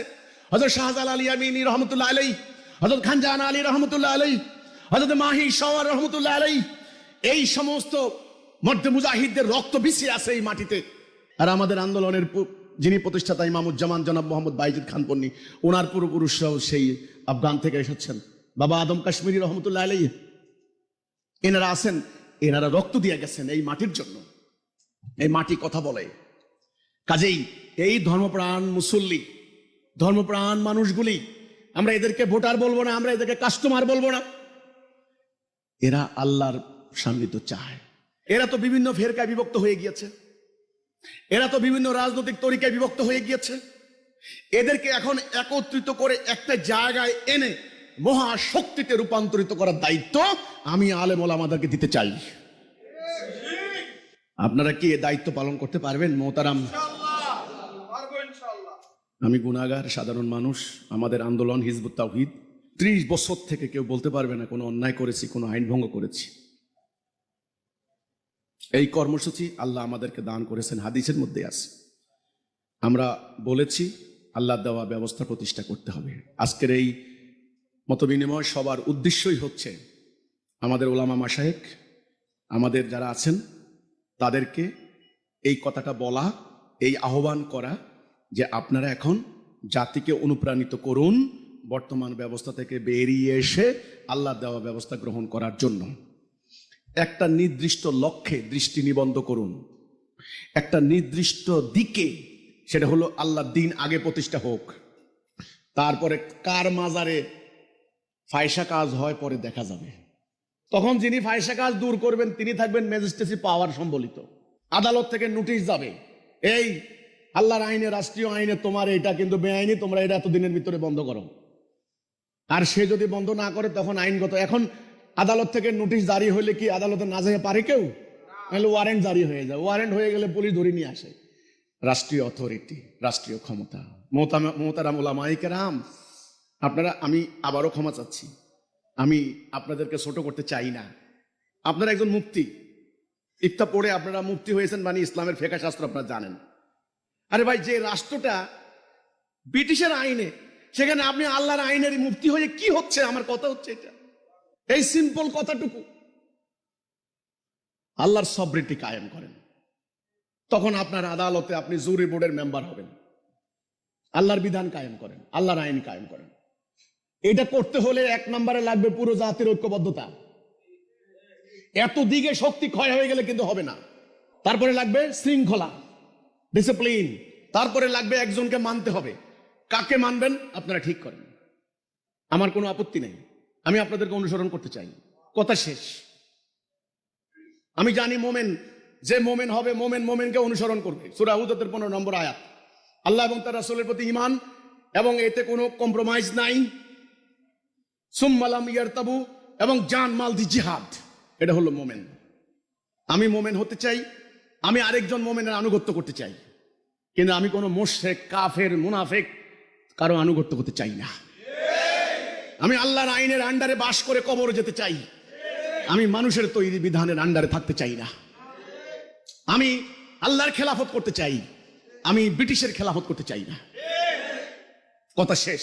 আমার চাওয়া, আমার অভিপ্রায়, আমার নিয়ত, আমার টার্গেট, আমার গোল আমি আপনাদের সামনে আজকে পরিষ্কার করে দিলাম। হ্যাঁ, আমার সদস্য যারা আছেন তারা খেটে খাওয়া সাধারণ মানুষ, আপনারা অবজ্ঞা করছেন তাদেরকে। এই সেলিম, তোর সামনে এগুলা হইল সব চাষা বুসার দল, মূর্খ, ওরা কি লেখাপড়া জানে, ওদেরকে তুই 9-6 বুঝাইয়া এদেরকে তুই নষ্ট করে দিতাছস। আমরা কত বড় জ্ঞানী। হ্যাঁ ভাই, চাষা বুসা বলে অবজ্ঞা করেন না। রাসূল পাক সাল্লাল্লাহু আলাইহি ওয়াসাল্লাম এই বেলালদেরকে দিয়েই কিন্তু ইসলাম প্রতিষ্ঠা করেছেন। আমি অন্তত এই মানুষগুলারে ওই ক্ষেত খামার থেকে, কল কারখানা থেকে, ওই শয়তানের জায়গা থেকে ধরে এনে তাদেরকে অন্তত তাওহীদ বুঝাচ্ছি, মোমেন করার চেষ্টা করছি আমার সামর্থ্য মোতাবেক, আমার অ্যাবিলিটি মোতাবেক, আমাকে আল্লাহ যতটুকু জ্ঞান দিয়েছেন সেই মোতাবেক। আপনাদের অনেক জ্ঞান আছে, পাহাড় সম, সমুদ্রের মতো। আপনারা এক একজন শামসুল উলামা, আলেমদের সূর্য, বাহালুল উলামা, এলেমের সাগর। আপনারা তাজুল উলামা, উলামাদের তাজ, হযরতুল আল্লাম। আপনারা সব কিছু, আমি কিচ্ছু না, আমি কিচ্ছু না, আমি বেলাল থেকেও একেবারে আমি কিচ্ছু না। আপনাদের সনির্বন্ধ অনুরোধ করছি, এই জাতিটাকে একটা দিনের জন্যেও আর মানুষের আইনের আন্ডারে রাখবেন না। যদি আপনাদের এই জ্ঞান, আপনাদের এই প্রজ্ঞা, আপনাদের এই কথা বলার সাহস, ওয়াজের আর্ট, এই সমস্ত দিয়ে যদি আল্লাহর বিধান প্রতিষ্ঠা করতে না পারেন, আমি বলবো সমর্থ ব্যর্থ, ব্যর্থ, ব্যর্থ। Everything is futile, useless. আপনারা দয়া করে সনির্বন্ধ অনুরোধ থাকবে আমাদের হিজবুত তাওহীদ আন্দোলনকে টার্গেট করে আপনারা আর অপপ্রচার, প্রপাগান্ডা করেন না। আমরা ক্ষতিগ্রস্ত হচ্ছি, আমরা আক্রান্ত হচ্ছি। মানুষের ভেতরে আমাদের ব্যাপারে একটা ভুল কনসেপশন যাচ্ছে। আসুন তার পরিবর্তে বিভিন্ন ফেরকায় দলে বিভক্ত না হয়ে আসুন কিভাবে একটা রশিতে এক আল্লাহ, এক কোরআন, একজন রাসূলের উম্মত হিসেবে একটা কোরআনের আন্ডারে পুরো জাতিটাকে, আওয়ামী লীগ বলেন, বিএনপি বলেন, জাতীয় পার্টি বলেন, এনসিপি বলেন, জামাত বলেন, খেলাফত বলেন, হেফাজত বলেন, চরমনে যারা আছেন সবাই মিলা কিভাবে আমরা এই চলমান, এই বিদ্যমান, এই ভুল ব্যবস্থার পরিবর্তে আল্লাহ দেওয়া ব্যবস্থা প্রতিষ্ঠা করতে পারি। এটার জন্য আপনারা একটা অনুপ্রেরণামূলক একটা আলোচনা করুন, আপনারা মাঠে ময়দানে কাজ করুন, মসজিদের মেম্বরে যারা আছেন, মাদ্রাসার মুহতামিম যারা আছেন, তারা যার যার জায়গায় আপনারা এই কাজগুলি করেন, বয়ান করেন, আলোচনা করেন, যুক্তি উত্থাপন করেন, কোরআনের রেফারেন্স দেন, হাদিস দেন। টার্গেট হবে একটা, এই জনগোষ্ঠীকে, টোটাল জনগোষ্ঠীকে এই কথা বোঝানো যে no more continue this system, এই সিস্টেম আর কন্টিনিউ না, এখান থেকে আমরা বেরিয়ে আসতে হবে। তাওহীদ কি, তাওহীদের তাৎপর্য কি, তাওহীদের উদ্দেশ্য কি, তাওহীদের লক্ষ্য কি ইত্যাদি নিয়ে আপনারা আলোচনা করেন। আপনাদের সময়, শ্রম, মেধা আপনারা নষ্ট করবেন না। এই তাওহীদ রাষ্ট্র ব্যবস্থার রূপরেখাটা এটা আমরা তুলে ধরেছি, এটা আমি সরকারের বিভিন্ন দপ্তরে জমা দিয়েছি। আপনারা এটা নিয়ে আলোচনা করুন, অ্যানালাইসিস করুন, স্টাডি করুন, গবেষণা করুন। এই হচ্ছে আমার কথাটা। যদি ভুল হয়, অসঙ্গতি কিছু হয়, আমাকে মেনশন করুন, আমরা সবাই মিলে বসে আবার ঠিক করে নেব। কিন্তু এটা আমার প্রস্তাব যে এখন আমরা তাওহীদের উপরে, আল্লাহর কোরআনের উপরে ভিত্তি করা জীবন ব্যবস্থা ছাড়া আমাদের জাতির কোনো মুক্তির আর কোনো সম্ভাবনা নেই। এটা আমার বক্তব্য, আমার বক্তব্য দেওয়ার অধিকার আছে, এটা আমার মানবাধিকার। আমি আপনাদের সামনে উপস্থাপন করলাম, আমার ভুল ত্রুটি আপনারা ক্ষমা সুন্দর দৃষ্টিতে দেখবেন। আল্লাহ হাফেজ, সালামু আলাইকুম ওয়া রাহমাতুল্লাহি ওয়া বারাকাতুহু।